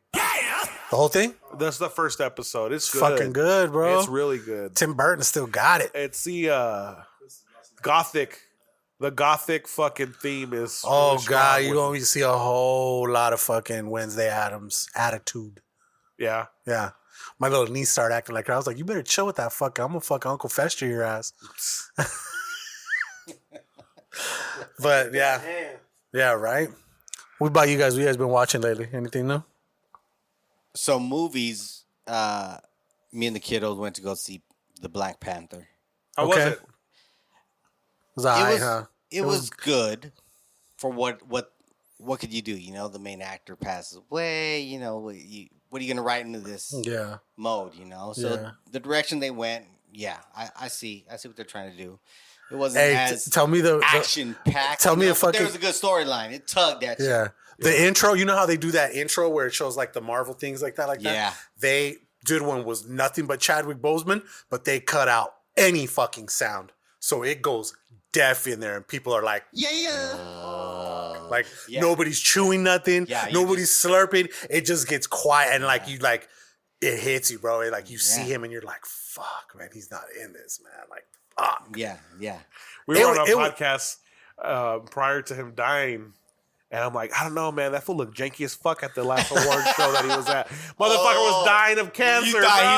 You're like, that must be I a heavy roll. Yeah, he was at a Dodgers game, right? Like, no, I forgot. Bro, a heavy roll. Look at him. Poor I was guy, just like, man. this Method dude's acting. looking janky as fuck. Method acting. It seemed because like I guess from what I heard, the situation was the same with Christy Alley. Is like she did that privately, like nobody really knew that she had cancer and shit. Nobody fucking knew. And that dude did multiple fucking movies while going through his treatments and shit like that. And it's just like, he kept that under wraps, bro. Like the fact that there was no paparazzi that actually saw him pull up to like a clinic or something like that, dude, that means he was going out of his way to not be seen. You know what I mean? Cause like these celebrities be getting followed, bro. You know what I mean? Like, bro. Can't go to the fucking store and shit like that. Depends though too, because if you see like a lot of these celebs that live in New York, they'll just mob around. Like fucking Adam Sandler. But New York's a different situation. It is. Compared to LA, it's completely different. A lot of people talk on podcasts and it's like, yeah, people acknowledge you, but they allow you to do your thing because it's a New York thing. It's just like, yeah, you're so and so, but I'm also me, and I'm on my way to work, and I'm saying hello to you. I'm just, it's like a respect aspect, you know? But then you got situations where in the subway, someone comes out, or on the street, someone pulls a bat out of their fucking pants and just whacks somebody over the head. Do you see that shit? To take the chain from that one dude? He just fucking, it was a random person. The person walked by him on the street. The dude pulls out a bat out of his sweats and just whack back of the head. And it looked like he was going to go to town, but he just fucking walked away. He kind of tries to. Yeah, you see? He's like... He's like, well, fuck, I'm going to get caught if I don't leave now. Yeah. End up getting caught. So, I mean, I don't know. Who did he hit? Just some random act of violence, bro. Yeah, that's fucking crazy. Yeah, I love it. New York is crazy. Bro, I love man. big cities, dude. Like, I went to Chicago last year around this time, and I fell in love with that city. If I could DJ over there, I would move over there. Did you go when it was only 4 degrees? And it was fucking cold. No. You know what's crazy is that the week we left is when all the snow was coming because we went for the Cardinal Bears game.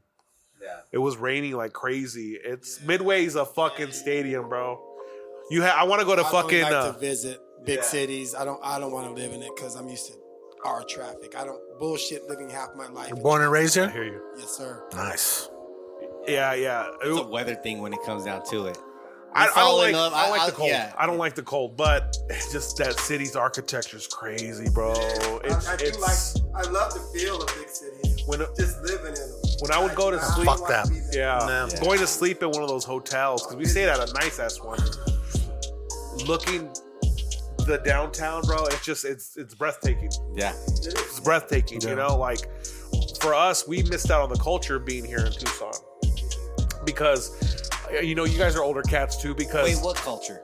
that's exactly what culture here. Like, you remember driving and there's been- culture. It's just different history. what I'm saying is like we don't have. Like, yeah, we do have cultural. Yeah, we've got Pace culture. of life and how it goes and rolls. Yeah, there's this is the culture. thing. It's just it's different history. Like 'Cause- we don't have buildings that are from the 1700s. We do, but they're relics like San Javier Church. You know what I'm saying? They're remote and it's different spots. Like this city, Chicago, is an old city, so you have different types of architecture. You got different melting pots. You got your Eastern Europeans there. Like we don't hear people speaking Russian here. You know what I'm saying? You got Hasidic Jews out there. We don't see no Hasidic Jews out here. You know, like you have the river right there. That's the melting pot of the cultures, though. Right. But We still have culture. It's just not a mix of all the cultures. bro, you could live on one side of town, take the train. Is that correct? Is that correct? What? Melting pot. When did melting pot? So what's the substitute for that? What's the substitute? Crock pot. It's just you're just in a diverse culture. Diverse. Okay. Yeah. I meant no hip you to that. I meant no I meant no disrespect by saying that's that. new to me. I didn't know that one either. It Okay. has changed. Okay. That is offensive. But it's just like you know, like authentic shit, super authentic. The pot just boiling together. We're talking about Jews. Schmelting. Schmelters. But yeah, I just feel like we got robbed because we don't have these fucking crazy situations where, like, if we want to go watch a football game, we got to drive fucking 2 hours to fucking Glendale to go watch a football team, you know? Or the same thing with the basketball. We had baseball here, but not enough people filled the seats, so they took spring training away from us. You know? Because Phoenix takes it all, man. You Well, know because that. people will go. They're trying to the keep money us. there. They're The trying to money's keep there, us the though. old Pueblo is the thing, man. They're trying to keep us as the old Pueblo. But it was already here. It was the fact that we lost it. Yeah. People that were willing to spend more money. That's true. And Plus that's- capitalism. There's no doubt about it. Yeah. You got the money. Money Well, you talks. also have 6 times the amount of people over there, too. Kanye talks too. But we are though a college town, right? Bro, I love Tucson. I've been to a lot of cities So- in the States, and I even been to, you know, You go to most college towns and see how progressive they are, and that I mean, I think we're on grain. well, look at Tempe, for example. Tempe looks completely different from what it did 5 It years sure ago. did. Completely different from what it looked 10 years, 15. And Like, it's also damn near 500 degrees out right. there. Right. The I mean, concrete jungle Oh now. God. Yeah. So that's why I like how Tucson's still staying organic with it. Kind of, we're not overbuilding. At night, when I came back from living in Toronto and whatnot, you take advantage of the stuff that, because I was a Tucson kid that was a native here. My family, my dad's side's from Oakland, right, and in the Bay Area. My mom's side's back east. So I got those cultures, but I was always just like anybody else. Oh, California, New York, this is it, because it's in the media, it's in the hip hop. So I didn't appreciate Tucson. So I thought I wanted to be these places until I actually lived there and went to these places. Yeah. So then when I came back home, it's just I do like the architecture. That's why I said I will visit Boston's and the DC's and New York and do those things. But as far as just nice, chill, calm, be yourself at night, see the stars and all that. Tucson's lovely. It is a beautiful place. It's one of the biggest questions I ask, like when we bring artists in, especially like the hip hop artists. I always ask them, I'm like, is it in your future to move, or do you want to try to do it all from here? You know, and it's always a mixed bag. Some are like, you know, what is it, like what this fool loves to say, fucking loyal to the soil, where it's like, you know, no, I'm gonna do it all from here. And some are like, no, well, you know, there's definitely more opportunity for me to be in LA, to be like around these studios, and you know, I can jump in on if you know, like our homeboy Marley B, he told us, like, because he's signed to this label, this Broken Complex, they have their studio in LA, and some of the dopest features that he said he'd gotten to jump on was because he just so happened to be in the building while they were working on that beat. And he was fucking feeling it, and somebody was like, well, fuck, I got something written. All right, well, jump on, let's go. You better go there. Boom, you know what I mean? So it's like, I guess it's different for everybody, you know, but Tucson is, like, as a hub, it is a beautiful place, bro. It's just there's nothing like it. It's a weather thing too. True. You know what? We don't get all the seasons. We get 3.5. You know what I'm saying? We get 3.5 of them shit. Having to bury my car out just to go to work. Oh yeah, I feel bad. Our homeboy Nacho, one of our homies, he's from Chicago, and he sent us photos of himself with a fucking snowblower outside, just to get himself to go to work. I lived in Flagstaff. Wow, for a year, bro. And even at that point, I was like, nope. Crashed my car. I think what fucked me up. Black ice. No, I'm okay. Right. What fucked me up the most was when he sent us one of his ring videos of him and his family getting out of the car, and then all of a sudden you're bap bap bap bap bap bap. Yeah, somebody just drove by. Yeah, somebody just drove by and fucking started literally shooting. like that has nothing to do with you. But no, in Chicago, we witnessed that here. Not as much though, and it's in a very contained area. But there's a lot more people, though. Pueblo Gardens. You know what I'm saying? Like, but there's a lot more people in Chicago. No, for sure. But what I'm saying is, it's just we don't deal with that. We don't deal with that. And it's great. Yeah, your kid. It can though. You wear whatever color you want. Area does. Yeah. Like I said, Pueblo Gardens. Okay, let's cool. go beyond that though, because that's just the people, right? That's just the people. Yeah. Earthquakes, hurricanes. I think the tornadoes. That aspect. Oh my god! But that's the breadbasket, though. You know what I'm saying? We're all right without that. We're good without that. I don't see how more people. More of those Californians coming down. I don't see how more people are not living here. It sucks here, guys. It sucks. Yeah. Stay away. It doesn't matter. Even living in Casa Grande, they'll be better off than living with the tornadoes or the hurricanes. Yeah. And they rebuild. They go right take back. your ass to Benson. That's crazy. That's the home. You know, I never understood that too, but That's the until home like field. the whole Katrina thing, it's like when you're from there and that's all you know and that's all you have, your family's possessions is that old house that got taken away that wasn't covered by insurance. Where do you go from there? You don't have the money to relocate. You know what I'm saying? It's heavy. That's super heavy. Yeah, right. Super heavy. Living somewhere where you got to have That's tornado ancestral insurance, fucking right? You know? domain. You know, even if your city doesn't help you, right? Which they didn't. They didn't help them. Well, because why? That's prime land. Right. They were sitting on down there. let them. We'll all wait for clear the out. bank to fucking take over. You know. Prime land. Yeah, they wanted. Let We'll them wait till clear the out. government to repossess the land because they didn't pay their fucking property taxes. You know, there's a lot of Or you crazy can't shit. afford to get it fixed. How many people have the house insurance? Not a lot. Yeah, that's what he said. That's Not a lot. Exactly. And what's crazy is that when these natural disasters happen, you know it can happen. well, not only that, but some of these insurance companies go out of business, Right. Because they got to pay out. and then they can't. So they fold. So if you're not FDIC or whatever it's called, fucking insured, like where that your policy's bulletproof, you know, you have a chance of not getting reimbursed. Yeah, and that's scary. I'll push Right? Tucson just for that thing right there. Yeah. The weather, the no natural disasters, That's right. all day long. I fuck with that. The only thing that really bothers me is the heat. Well, that's And only it But that's only ain't even that bad. Yeah. That's only It ain't even that bad. and it's only 3 months of heat. But so now when But people extreme talk heat, about though. Serious heat. and Yeah. when people want to talk about that, but all right, I lived in the South.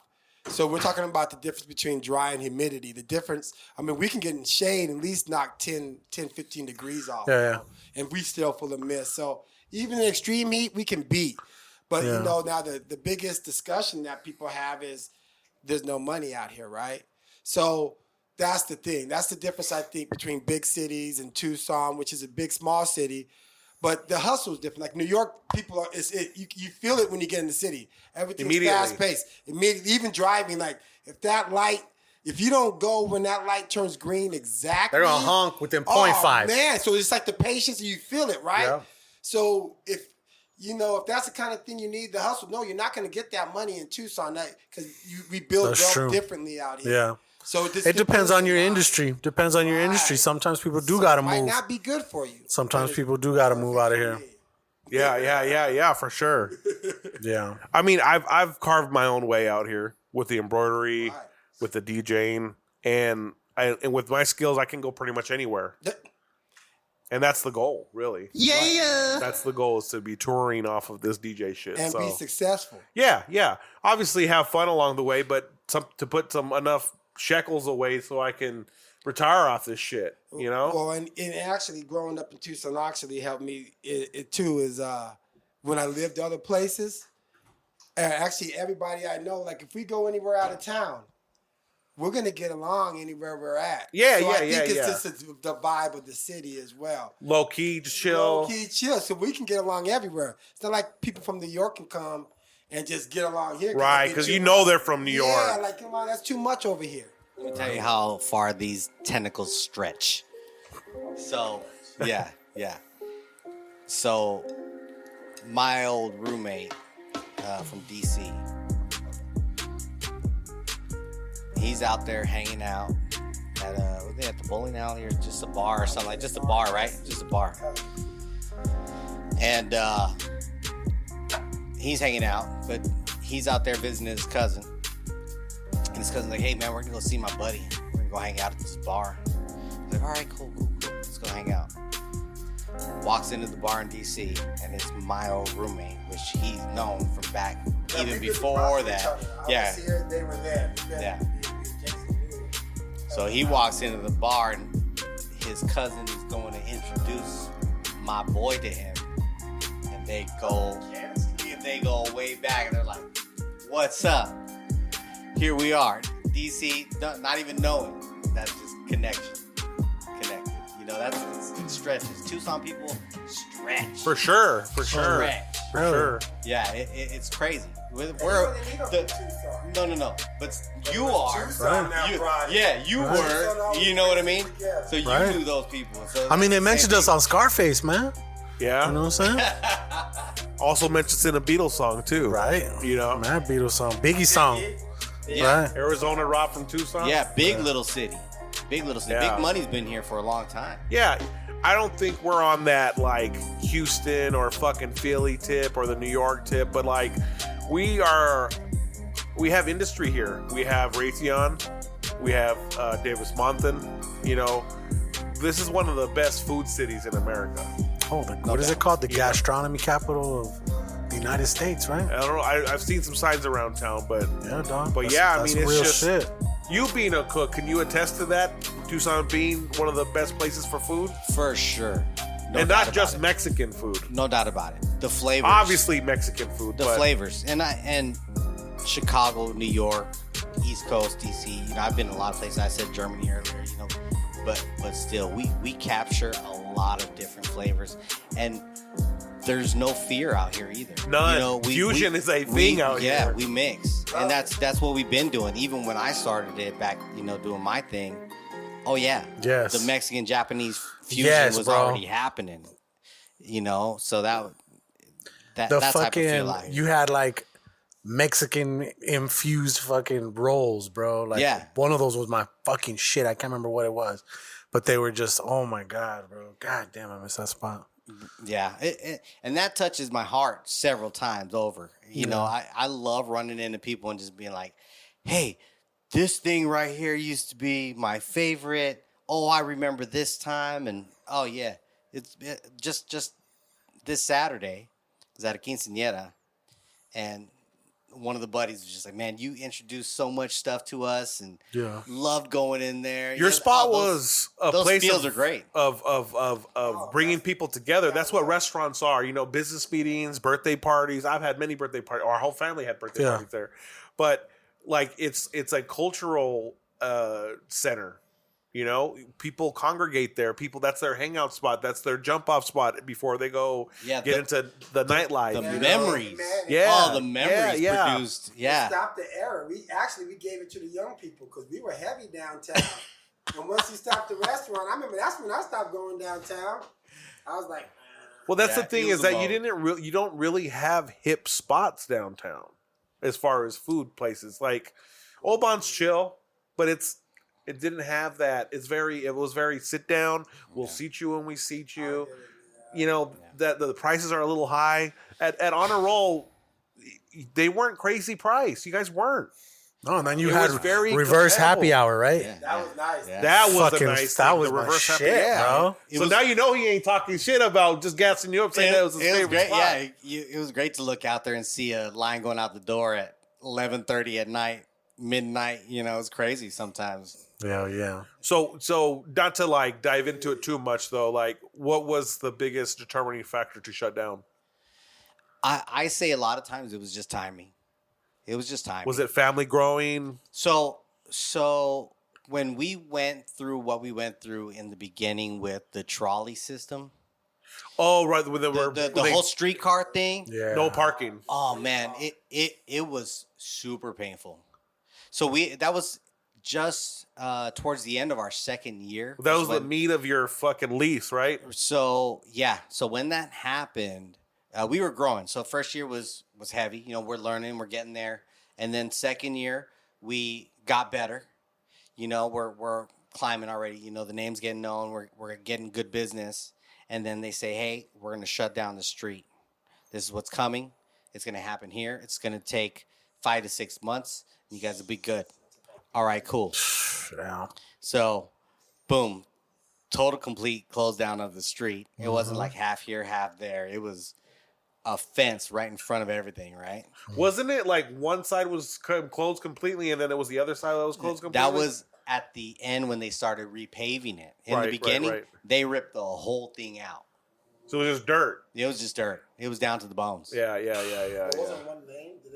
No, that was when they started building back. You was a trip. No. Not a lot of people that aren't from Tucson don't realize that was Congress. One way, this way, one way, this way. That was one street. Yeah. That's wild, you know? Oh yeah. So that was heavy. Yeah. You know, that was heavy. And so that was your guys' COVID, really? Oh yeah. Well, yeah, for sure. Definitely. You know, that did feel in the understanding of what COVID is now to a lot of businesses. We didn't really have to close down though. Right. But still. You know, I mean, even reinventing. Hey guys, come eat at our restaurant, but you can't park right here. At that time, yeah, for sure. You got to park a mile down the road, but come hang out over here. So jumping up rent too. Not during that time. It was crazy. It was nobody was helping people during that time, so they weren't jumping the rent, but you couldn't get the support to. Well, you're not getting the business, so there goes 60% of your business gone. Miserable going down. Yeah, and then you specifically with food costs with fish, fresh fish at that. So the whole lineup, you know, even fish is fish, but still, even paying people to make sure they can keep their jobs, you know, that's the heavier part, right? The fish is already dead. And you hired a lot of family too, right? Yeah, plenty of family, but still the community, right? You know, everybody that was there and the families and the people, yeah, for sure. That was kind of the harder part of it. But still, even after we came out of that, just the digging out, and then the owner was trying to sell the whole building. And we started to realize that, well, if we don't sign a huge lease now before he sells the building, we're going to get screwed. So are we going to do this for another 20 years? Well, the way it seems now, I don't think so. Was the profit margin one of the reasons why you're like, it's just not worth the squeeze? Yeah, you know, the profit margin above and the mentality of it, right? You know, so... Well, you have to have oversight. Like, you have to be there. For sure. Like, you can't just be like, yo, I'm going to hire you. Yeah, but make sure you run it the way I do. Yeah. And I'm going to go home and kick back. Even if you're not there, phone rings. You're thinking about it. You know what's going to happen. We have no more eel sauce. Yeah, whatever it may be. Yeah, that doesn't ever end. You can't walk away from that. You don't go home at the end of the day, no matter what it is. You know, so that part of it. Well, you dive in. You know your own business. Yeah, right. You know how it works. You better put it in.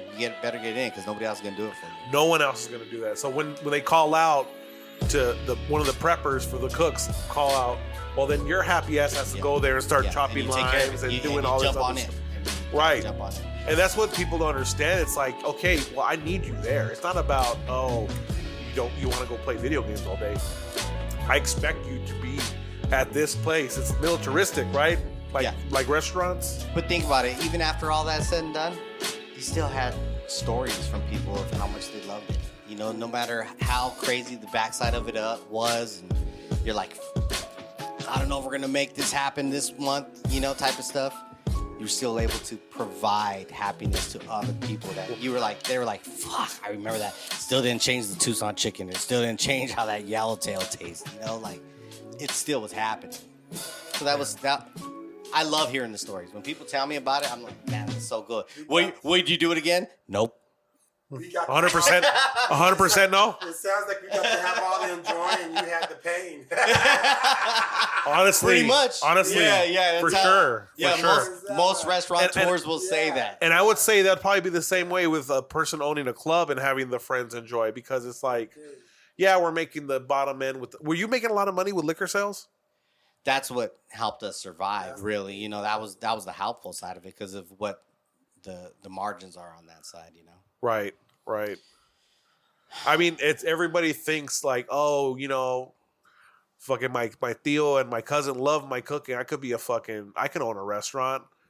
That's a fucking very big misconception because I've known people who've opened restaurants. Another thing, somebody taught them that. Another thing was, you know, when you eat a burger, that's what they do. when you eat a burger, you don't want Wonder Bread on your sandwich. You want some artisan bread, you know what I'm saying? Yeah. Like, that was another thing. It was just little things that you guys, I was like, you guys have never been in the restaurant industry, and you can tell. Yeah. You know? You probably have one person. And you're cutting food on food trying to make it. So you're like, okay, I won't get the brioche bun.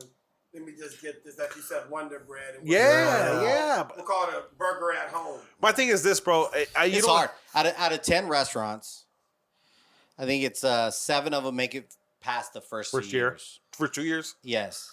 And after 5 years, the stats like 1.5 will make it out of that. Damn. Out of 5 years. You know, so it's a crazy number out of that, you know. I have a friend that is in the tent business, and I asked his dad one day, just picking his brain about shit, and I was like, when did you become profitable? He goes, right after the 7th year. Then we were making money.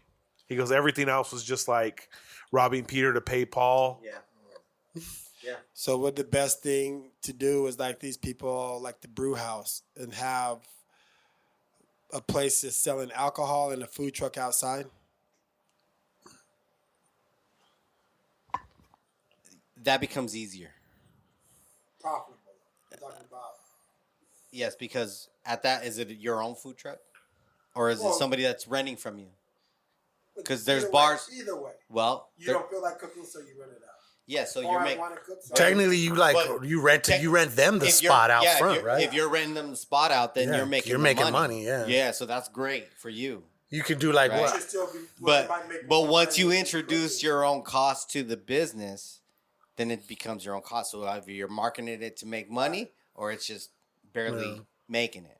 Well, you need some salty food to keep them drinks coming too. So it's awesome. Peanut. What I'm saying, is it better? Is it more? Would you rather, as a business owner, if you were to do it again, would you jump a restaurant, or would you say I'll do a bar and just have food served outside on the small scale? The bar is always the better decision. Bar money, just as a bar, always better. Better numbers, better turnaround. The liquor doesn't go bad as It's funny fast. because Louis said the same thing, because he was like, you know, with the new spot, he goes, I want food, but I won't open a restaurant. No. He goes, it's too much Bar, of food cost. liquor, that's it. That's where Yeah, it's crazy. That is crazy because you do this bottle service and shit. You know you're paying $200 for a bottle that costs $40 at the fucking. For sure. And nobody questions that. Convenience. Nobody questions that. It's the convenience and the surrounding. You're getting the experience. Yeah, you know how much for 1942 goes for in the club? $7.50. $7.50. Right? So why wouldn't you do that? Don Julio. Oh, Don Julio? What? 42. Yeah. Why wouldn't you do that? $7.50. Yeah. But there's also fucking problems that come along with bottle service. I'm pretty sure all that about the Benjamins. you guys would have got real ratchet if you guys started offering bottles over there, right?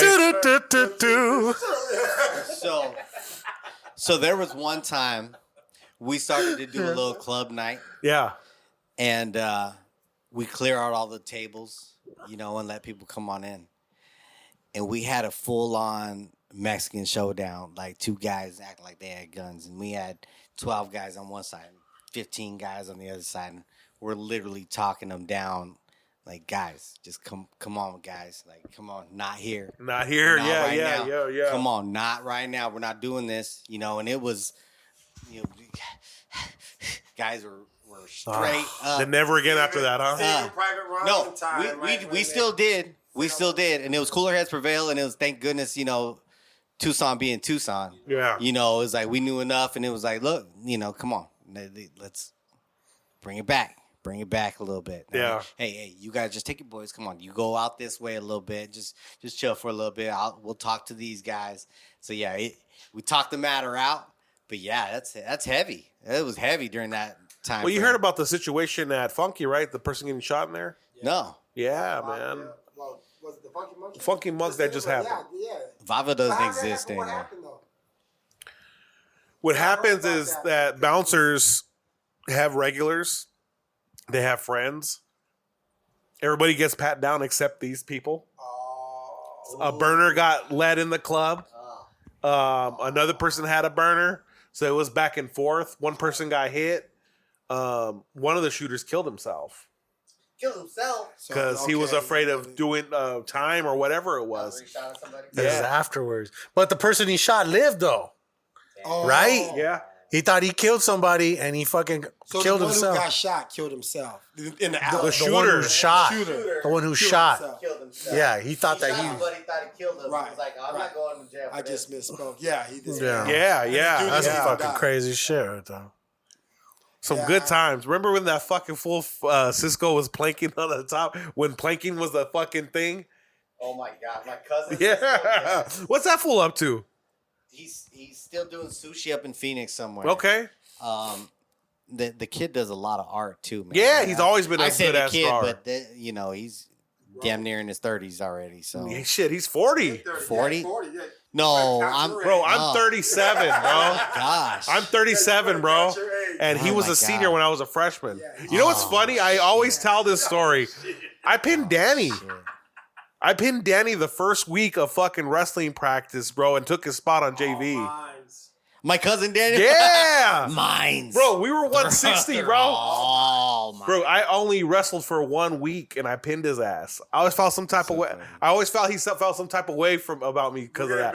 My cousin's still hustling, you know. No. What I'm saying is like we're chill. He's a daddy though. He's Yeah, a daddy yeah. Too He has a whole army. He's got an army. He's got. I was gonna say he's got a squad. We got like He's 4? a squad. So his girl had 3. He had 1 at the time, and then him and his girl had 2 more. Okay. Yeah. Okay. Yeah. So yeah. So they represent. Hey, they are keep loaded. that Galvan name going strong. Getting that. Yeah. Throw the van. How's his load dad? The van up. I haven't seen Theo in a minute. Yeah. I haven't seen my Theo in a minute. I did his retirement party years ago. Oh yeah. I saw his record collection. I was like, yo, if you ever get rid of it, yeah. call me. Yeah. Yeah. Yeah. They know how to have a good time. Yeah, they were good people, man. The Galvans, all of them, man. Love them. Yeah. Crazy how small this world is, bro. Fuck yeah, bro. Tucson connection. I love Yeah. that shit, man. I'll tell you another story. I was in New York, and from DC, I stayed a summer in DC with my roommate at the time. We drove up to New York, stayed in Soho right there, and we're chilling with another buddy from their school and whatever. He's like, yes, I got some friends coming over. So the friends come over, 2 girls and a guy. Start bullshitting, talking. The guy asked me where I'm from. I say, I'm from Arizona. The guy says, dude, my roommate, he went to Stanford. My roommate from Tucson. And I said, wait, I'm from Tucson. No way. Turns out I played soccer with the dude when we were kids. Nice. Hell yeah. So I'm talking to him on this rooftop in the middle of fucking New York. Just like, oh my gosh, dude, I'm with your boy right now. They were talking, just so crazy. Right. Tucson Connect. It was so crazy. Yeah. Yeah, of all places to fucking run into somebody. That's crazy. Love that stuff, though. Yeah, man. I mean, I'm all about building fucking, networks, network with people and building relationships that like bring you out to different spots. Like my biggest thing now is getting a container home for the house so that I can bring people out to Highwire to DJ with me, and then they have a fucking place to stay. I'll give them bread like when they go DJ, throw them some money, they got a free spot. All you gotta do is fly down here. Now, when it's time for me to go to Portland or fucking New York or Florida or whatever, I'll buy my ticket out there, but make sure my pockets get fed and I got a couch to crash on at least, you know? I'm not cool with staying with a complete stranger, but at the same time, like, yo, if you come here, you're gonna have your own spot where no one's gonna fuck with you. You're gonna have your own shitter, your own little kitchen and all that shit. So that's the situation I'm in now. I'll see you at Dre's. Hey, dog, that's shit. Bro, the last time we were at Dre's, bro, I felt like I was P. Diddy, bro. Standing on couches, pouring tequila. Oh, we had a great time. Took a little half bean up there. I'm just like, you know, it was. Yeah, we were peeled. Oh, bro, it was a good time, bro. That was a good time. We saw Big Sean. Big Sean. That was a good concert, dude. We had a good time. Oh, you fucked up, bro. That was I had the Misters and the yeah. That was a good time. That fool always shows out. Like when Sassy got married, we went up to Maya in Scottsdale. That fool rented the fucking This fool had some girls that he knew about. I was like trying to be on some player shit. I'm like, you know he owns Honor Roll, right? Oh, does he? Bitch was playing it up. He knew her. He knew her. Some skips. Yeah, well, skips. whatever. You know. Whatever. This mansion was crazy, bro. We should have shot a porno there. We pretty much did. Well, I didn't. Shoot it. I didn't.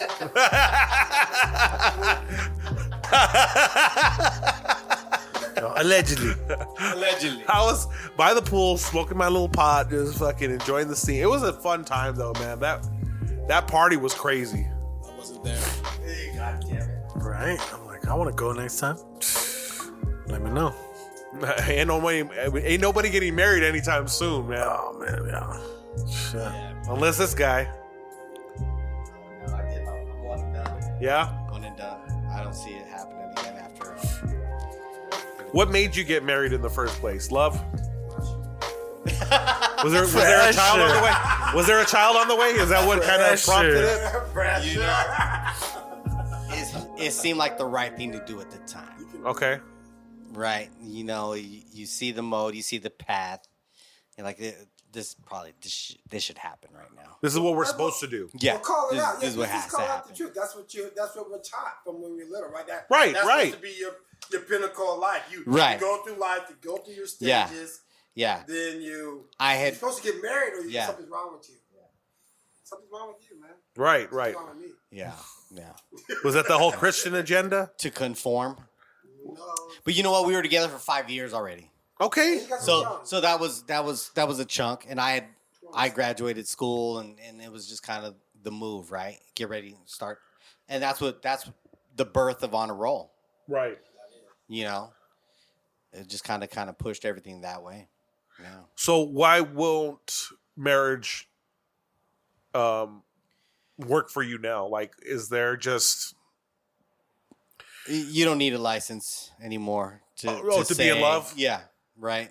And once you kind of experience, like, well, it's just a piece of paper just saying something. Yeah. You know, it's the tag.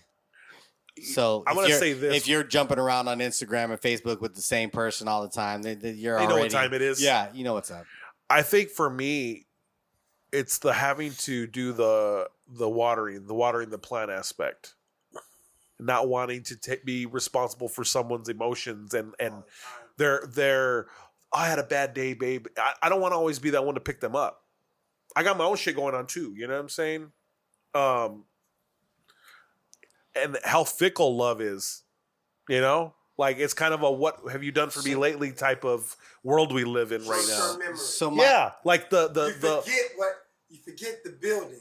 I think you're cute, or the hearts on Instagram posts, as opposed to me telling you I love you every single day. You know what I'm saying? Which is why I say love doesn't carry as much as like for myself. I can love you, but I better like you a lot more than I love you. Because if I don't like you, I don't even want to be around you. 100%. So you better make me understand that I like you. I can't even get to loving you if I don't like you. Yeah. So it better be a lot more liking than just loving. Because I know, okay, you're faithful. We're connected. You know, I feel that. I know you're going to do these things for me. But in the end, if you're still just kind of a not fun to be around, or you're kind A of wet causing blanket. problems, or things like that. It's like, wait, why are we doing this type of stuff? Nobody likes that. Right. Nobody likes being around that kind of stuff.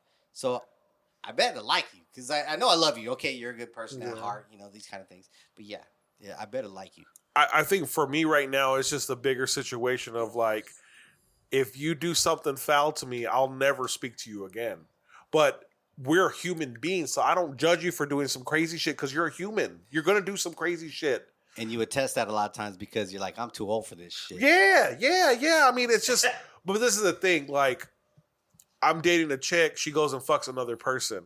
If we're dating, I never can speak to you again. We have to go separate directions. Now, if we're just homies, obviously you're going to have to go get a fucking STI fucking test to see if you're fucking dirty so we can fuck again. You know what I'm saying? But I'll be upset that you fuck somebody, but it won't hurt me to the point where I can still have you in my life. You know what I'm saying? Now, if we're dating and some sideways shit like that, like you're supposed to hold me. Where's the difference in value there? Because you hold a girlfriend up to higher standards. You know what I'm saying? Yeah. So that's where I'm at with the whole marriage aspect. It's like, I'd rather be your homie than be your fucking partner.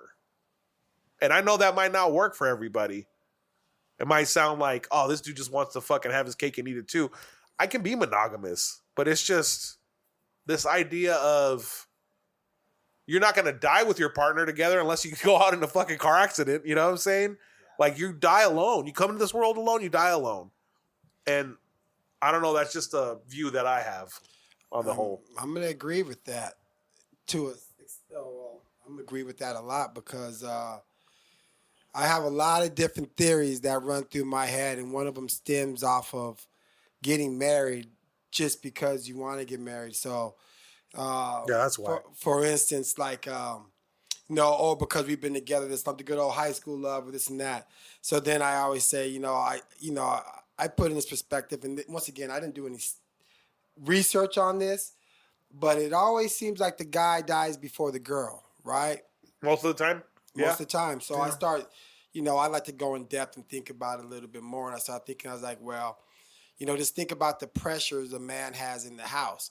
And you just spoke on it. You don't want to have to always be responsible for whatever mood you're coming in the door with.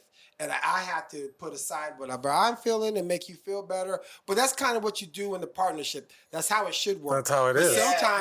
Sometimes, right, it should be a compromise. Well, I can give you mine, give you yours. But sometimes it gets one lopsided. And then maybe you got to worry about the bills more. And we're just going to just certain standards. I'm not saying it's still that way now. But there used to be a lot of pressure put on the man of the household. You got to hold up. You got to protect your house. If anything happens, you got to worry about fixing it. So there's a lot of worry that goes into your brain. So when do you actually relax? On the other side, there's a lot of. I'm not saying the women don't do anything, but there's some that their life is a lot easier because the man is taking care of a lot of that stuff that requires. So I'll take care of the old school, and I'm not saying traditional, but back in the day, I stay at home, I take care of the kids, I do this, I do that. That's not as much pressure. Bro, I will be a stay-at-home dad any day, bro. Right. I'm not gonna lie, that's kind of me. I'm a stay-at-home dog dad. The stress you feel. That's right. That's my lifestyle right now. And stress kills. That's why men are dying. I think sometimes. So if marriage isn't the way to where it's just a common. I'm gonna accept you for who you are. You accept me for who I am. We know each other. We love each other. We're not gonna put. If you don't want to say, if I don't want to do something, it's because I don't want to do it. I'm not gonna guilt trip you. Yeah. Let's just do that. Then I think it works well, and you guys grow longer with each other. Yeah. But if it's just because we are and I love, and then you start hating, man, damn this, man, I don't want to be laying down next to you, or you mad at each other. All that shit's bad energy, and that eventually, I think. That's what gets you. Bro, down. real shit. You have to be. You do. When it comes to picking a life partner, it has to be. Yeah, like you said, you have to be able to be a friend as well as a lover. You know what I'm saying? And like for me, I feel like that's the cool shit for me. I found that balance. Like me and my lady are fucking homies. You know what I'm saying? Like I look forward to fucking when she gets home. My lady cuts hair, so when she gets home, I know. When she comes in, we're gonna spark a fucking either a joint or a bowl together, and she's gonna tell me some crazy shit. that some old ladies told her, or about this lifestyle. Like, what about the fucking story I told you about the fucking lady who was a fucking doctor and the plane went down in the fucking water and the fucking sharks were eating everybody around her, and then she woke up and she's like, dude, like my lady told there's a fucking, this is one of her clients. This lady's got crazy ass stories. She was a fucking nurse. Plane went down. There was like, it was a plane filled with people who were being taken to a hospital. So there was blood everywhere. These people were fucked up, and all those people got ate. And like there was literally like, I think she said something like it was like maybe like 50 people that were hurt, and like only like 5-6 people like the plane, people running the plane, and like 3 nurses in the back helping everybody. They were like super understaffed, and the plane fucking went down between like I think it was the Bahamas and Miami. Yeah, dog. And she said that it was the fucking most crazy shit. Like she woke up and like somebody had like kind of put her on like something, and that she could just hear people getting fucking eaten by sharks and shit like that. What that sounds like? It's like I don't know, but that was you guys got. But you got hey, you got it. Yeah. If you go back and listen to that episode, I put all the fucking dun dun dun dun in the background. I had fun with that shit, bro. Like I'm telling you, dog. That shit. Hey, was but you real said fun. it earlier. Your marriage and or being a dog dad. Yeah. Right. Yeah. Cause we don't have no kids. We don't have no kids. What, you see a lot of how people would raise their kids to how they raise their dogs. Oh yeah. That is a great start. It's crazy. My dog's a little asshole. It's funny. He's a fucking asshole, man. He's It's just funny. like me. He's like a mix, but he's more he's a fucking Shih Tzu. He's a Shih Tzu. He's a little asshole, man. He's fucking great, but I got it made because I get to work from home.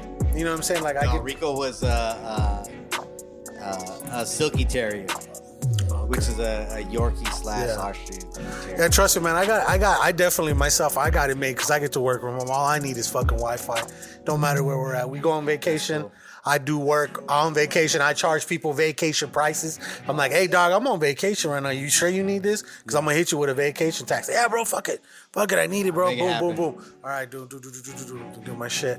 But it definitely it helps when you guys are fucking the best of friends. And I feel like that's where me and my lady are fucking. We've been together since 2000.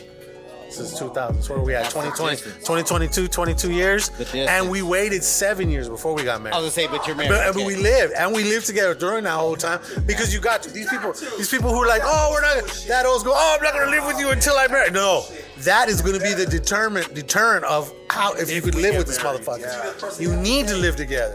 You need to live because that's how you figure all their habits and shit. You better be able to. Hey, live dog, with look, somebody. my lady's changed me in ways that have made her happy, and I've changed my lady in ways that have made me happy. Not everybody's blessed to find that situation. You know what I'm saying? And that's the whole goal, right? That is. Find somebody that helps you be better. That you can just vibe with, bro. You can grow old with and shit, man. You know what I mean? Yeah. There's no fucking animosity. There's yeah. No, man. Exactly.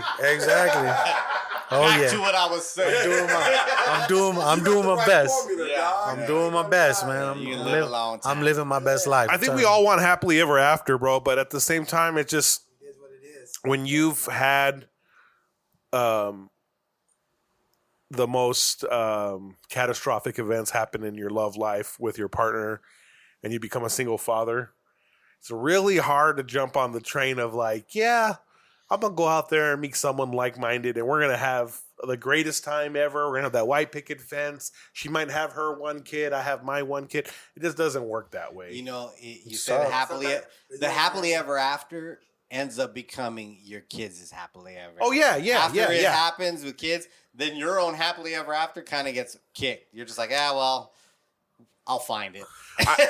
I'm gonna be honest with you. There's a countdown. Make everything happen for your kids. I have 9 more years until my kid's 18. Yeah. That doesn't mean the parenting's over, but that's when my life starts again. Oh, for sure. Yeah, you cut that. Because it's like, okay, you're going to U of A now, you're going to whatever. Now you're responsible for this other shit. I'm going to pay for it, but your end of the bargain is getting good grades and graduating. Well, you're going to need to, there's the different more hustle. Right. I got to start showing you what life is about. Right. There's bigger fucking things there's bigger fish to fry at that point. So for me, when I have the heavy lifting aspect done, that's when I can find a partner that makes me happy, really. Because right now, I just got to worry about how we're going to get her to practice. How are we going to get her to Phoenix? Because you work on the weekend, I work on the weekend. Am I going to go up there for the game and then I'm going to drive back home to work in the evening? What's the situation? Does she have to stay overnight?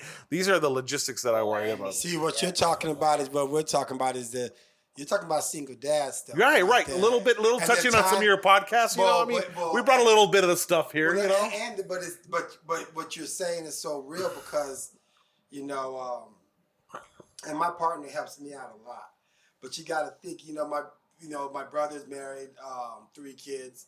I got 1 kid. But even though he has 3 kids, that joint relationship with them and how they can work and help each other is so much more when you're a single dad and you're like, okay, I got to go. I'm going to work. Okay, I got to pick him up from school, take him to school. I got to handle this. I got to go get dinner. He has practice. Take him to practice. Get him home. He has to eat. Got to get his homework. Got to go. Got to get him down. I can relax now 10:30, 11. You can spark that. You can spark that, Hey, bro. I just do some hot tea. Yeah. That's the thing, bro. It's like It's a different. When you have appointments and you have to be at a specific place every single day, it really leaves zero room for fucking the idea of like, all right, well, I'm going to go home to my homemaker wife or I'm going to get home to my business professional wife or whatever it is. It's just like, all I think about right now is like, okay, I have to be here to work. This is what time I work to. I got to go home. I got to go to sleep. And this is what time I have to wake up again. That's all I'm concerned with these days, bro. And I have my fun, I have people I call and we go spend time. And then even a sexual thing, even most of the time, it's like I'll go hang out with people. We'll go to a movie or something, go eat dinner. And then I'll come back home by myself, but just chill, right? Silence is what I enjoy the most out of anything in life, bro. I bet being a DJ. Right. So I'm just here. There's days where I'll wake up, bro. I'll be in bed for about an hour and a half, just laying there, just enjoying the fucking calm before what the day has to bring, I can imagine. Your eardrums. But I asked for this, you know what I'm saying? Like, I don't want nobody feeling bad for me, bro. But no, but it's not a feel because you get good adrenaline pumping to you all night. I mean, when I used to play, I just remember after a game, I couldn't calm down or go to bed till like 2 o'clock, 3 o'clock. I don't care how tired I was, just because.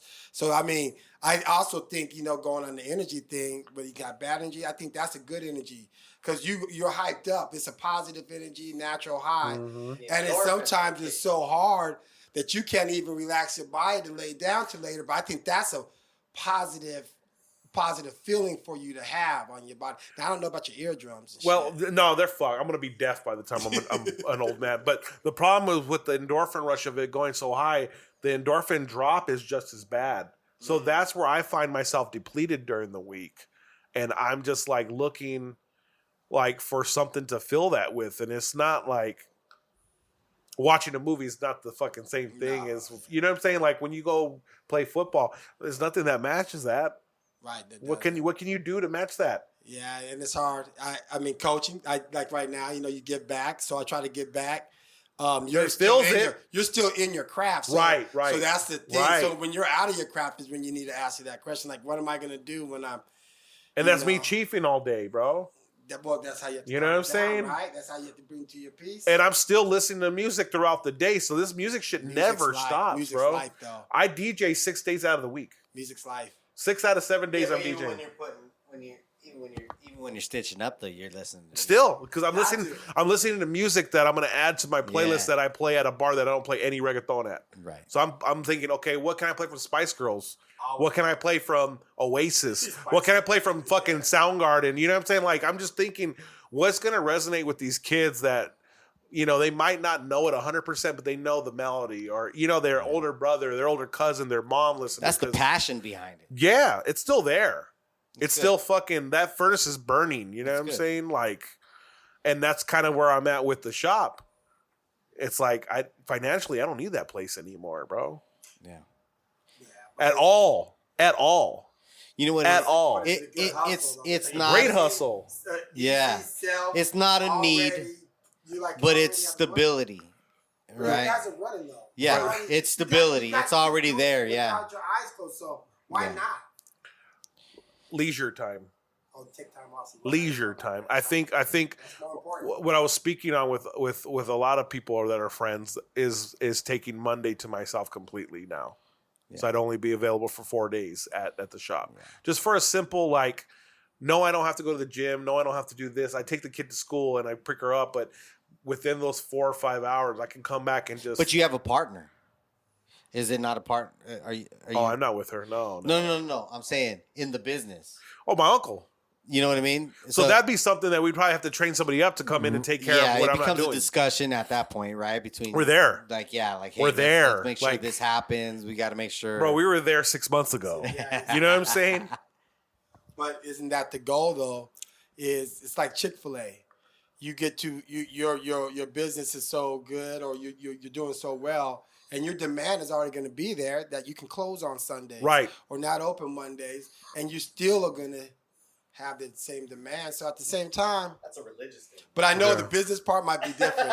Hey, you know, nothing saying that they're good enough that they can do it. On some bougie shit, we've been buying Chick-fil-A ice. Oh, I heard the ice is fire. That ice is fire. The ice is fucking fire. We go buy bags of ice from Chick-fil-A now. Golf links in Panda. It's like $1.50 for a nice big ass little bag. We go and buy 2 bags every other day. What are they pressed different or what? No, they're just that crushed ice. Oh, but it's supposed to be. It's it's better than Sonic ice. Okay, I did it.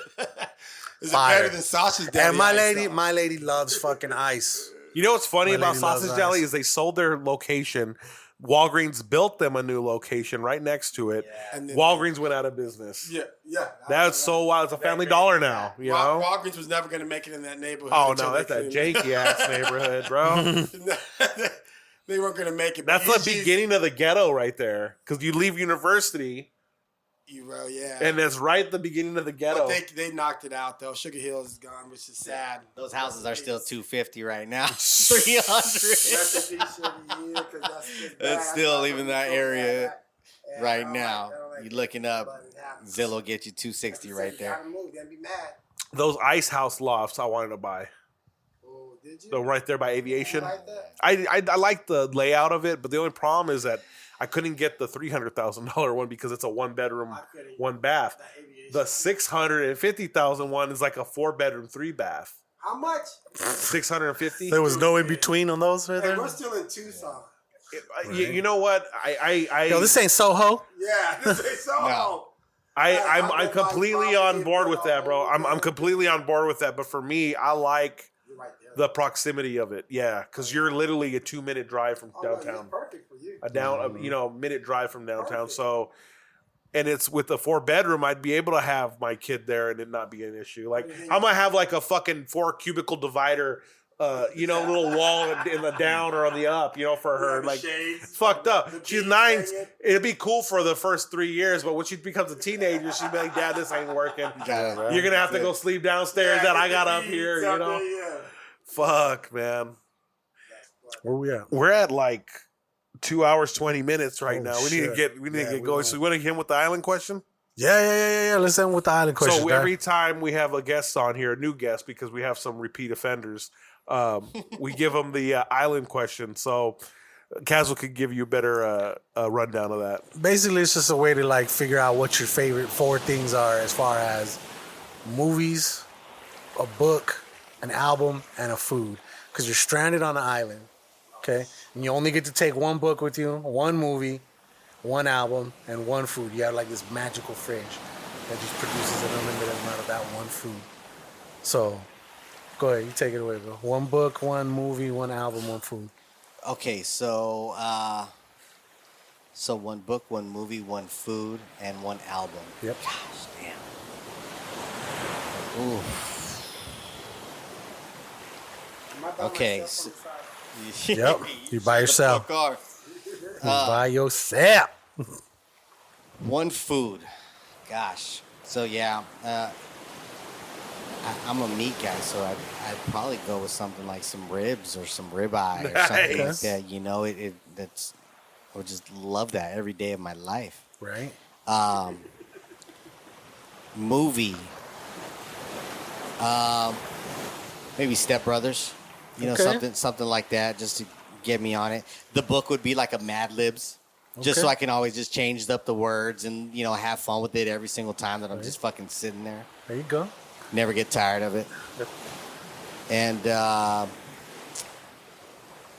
album. Oh, the album. Music is so heavy. It's so loaded. It's so hard to pick. It could be a greatest hits album too. Yeah. You know, I'd have to be a greatest hits probably of either Outkast or Led Zeppelin. Okay. You know, that covered me for the rest of my life. Oh yeah. All right, Yeah, Chris, so- what you got? Yeah. Food. That's one single item food or like okay, so if I would go to, can I do like a dish? Yeah. All right, so if I'm going food, every day, I'm about to go with a crab boil just because I'm just being smart and I like figure I can mix it up. Smart. I can have potatoes. That's fucking smart. I can have fucking corn. Hey, I can have sausage. It's got balance. Got shrimp, balance. Yes. crab legs. That's Yeah, smart, so man. You know, Thanksgiving dinner. I Hey. just want Thanksgiving dinner. Hey, There you go. you know, I'm not gonna lie. Out of all the answers we've ever been given, that's probably one of the smartest, bro. I'm not gonna lie. I like that. That's a good choice. That's a good choice. Book. Ah, damn. Well, not the biggest reader. So, think about something in the daytime. He said something with pictures. Yeah. You need a Pictionary. I didn't say not that I can't read, but damn. I think I would probably have to do. I'd have to do a organic. I'd have to have like the 50 like herbs and like. I'd have to have one of those books to teach me about the nature because I'm not gonna know about it, but I'm gonna have a lot of time by myself, so I'm gonna need to learn some of this stuff. So I think I would probably try to find a book that had that medicinal qualities to it. Or Okay. on the thing. Your literally book is How to Survive on an Island Yeah. by yourself. Yeah. How to build a boat out of banana leaves. But it's the Cliff Notes. There you go. The Cliff Notes. Movie. Exactly. Notes, how to live on Yo, I had a movie I had to watch every day. Well, a lot of my favorite movies I already watched. So the only thing I thought when you told me that, and it's probably a movie I probably didn't even finish watching, but I would put Castaway on because I'd just be sad. But Tom, how did Bro, Tom why make would it? you get Castaway when you're living that life, bro? Yo, I fucking feel you, Tom. Because I feel you. I need to have somebody that feels what I'm going You through. got a Wilson watching Yeah. Wilson. I'm never gonna let this happen to you. I'm never gonna let this happen to you, Wilson. Or I'll switch to The Secret Life of Pi. You know, There you go. between those two. That movie's lit. I like that movie. was good. Yeah. That's a good So, movie. and then I think that's it. What right? movie The was that album. full in? An album. Album. Now that's Slumdog Millionaire, the actor was in. I like that movie too. greatest hits album. Well, I'm out there, so I'm gonna need to keep on going. I got it. BB King, greatest hits. Let it roll. Or and if you can mix some John Coltrane in there, I'll take that too. That'd be my Lost on the Island. Then when I get off the island, I'm gonna turn up. When I see that cruise ship after reading my books. There you go. Yo, I fucking lost my Wilson. Somebody help me. Hell yeah, man. That's some good shit. The fucking island question, bro. It stumps people. Stumps people. Makes them think. You know what I mean? So Yeah, hard to just choose just one. Blindly, yeah. Yeah, it is. It is. But you know, sometimes you learn a little something about yourself. You're like, all right, that's what I went with. What? One of those Okay. quick answers, like, oh shit. Yeah. Like me, I take mariscos like for my food, like just like shrimp cocktails and fucking ceviche and shit like that. I could live on that. You know what I mean? So that's some good shit. But okay, let me do the little outro thing. Let me see. Most of the women wish. I want to thank you guys for tuning in. If this is your first time listening, please consider subscribing. If you like what you heard, please leave a rating and a review. And if you really, really like what you heard, please consider becoming a Patreon member. There you get the exclusive content such as our Something New reviews, bonus behind-the-scenes footage, and access to Hood Diner swag you can't get anywhere else. Go to patreon.com/thehooddiner or click the link in the description. We do have a Hood Diner hotline if you want to call up and talk that shit.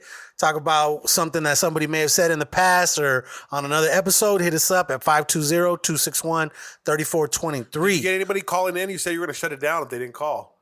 No, I just haven't been checking them. So you made up a whole situation? I've been busy, man. I'm sorry, Doug. I'm literally two podcasts behind as of tonight, 3. Okay, so this motherfucker will be out like in the next week or so. Nah, it'll be out. It'll be out soon because we're trying to do like our spring edition. He's all. Let's call it second week of January. Yeah. Should we call this the New Year's episode? Yeah. So what are you doing for? Nah, you know, I already thought of the name for this podcast. It's called "We Need a Fourth Mic." Okay. Yeah, we do need a fourth mic. That's the title of the podcast. Is we need a fourth mic. But Have you heard that new Nas album? Yeah, I've heard some cuts. Was it good? Yeah, I didn't play it. I only heard the 21. He did a song with 21 Savage right after they had like a little beef or something like that, and then they got together and made a song, something like that. Right? They don't know any better. It's a knife. Right. Remember they talked about his tattoo right here? Yes. It's a knife. I am Casual 520. That's KAZUAL 520. I'm DJ_Sentry. And together you can find us at thehooddiner.com. There you get the links to all the socials, the links to all of the sponsors. Everything is Code Hood down the board. Where can they find you guys at, man? Well, I'm going to get mine going. You can find us in There's definitely going to be a part 2. Yeah, there's going to be a part 2. We're going to have a part 2. Like we said, guys. Once you get the podcast up and running, bro, Yeah. we're going to definitely get you guys back. Oh, and I'm going to come with the We're not ribs, ready to too. be found yet. Okay. But I'm coming with the ribs for you guys. Okay. All right. Hell What did yeah. you think about the first podcast experience, honestly? Did it give you any Did you get any pointers? No doubt. Yeah? Yeah, no doubt. You see how it's not hard to put a production on? You know, And we were very unorganized tonight. Usually we're more organized than this. I see where this can go very quickly. Yeah, for sure. And I think the cutting out the time to do it is probably the hardest thing. Oh, for sure. Blocking Because off the getting day. here and doing this shit and shooting the shit all day. Love it. Trust me, yeah. There's multiple times where like, you know, Day of. something will come up or he'll be too busy, I'll be too busy, and it's just, you know, Wednesday night is that night where we try to at least put aside a couple hours to get I this done. purposely not got a gig on Wednesday nights because of that. But I think the main work is what's coming next. Like you For said, sure. 3. So this Is the easy part. This seems, yeah. Easy I mean, part. if it's in you, and you guys are good friends, right? But the next part, I guess that's what we need to see to find out. Right. We'll see. Well, I We mean, get it done, but that's the challenge. No, well, like I said, once you guys get started, let me know. I'll pull up, show you anything you need to know. I think partnerships are the way of the world, really. You know, and it has to be. And for everybody to push positive is such a great thing, right? So if we can help each other out in any kind of way, and I see the love, you know, and the progress, it's great. So we need to do some work. Definitely. And we're workers. It's gonna be on and cracking, man. Yeah, but we're people that do. And about the community, about that community life too, song. Hell yeah, man. But, well, like I said, when you guys get back, and when you guys get up and running, and you get a couple episodes under your belt, we can talk to you guys about how the setup was, the recording the first episode, getting into a rhythm. Like, we have a bunch of questions that we could ask you, but it's just you guys got to go through the process first before, you know. Hell yeah. But thank you guys for coming out. Thank you guys so much, man, for coming out. But yeah, guys, episode 157 of the Hood Diner Podcast. We'll see you guys in the next one. Peace. Some good ass weed.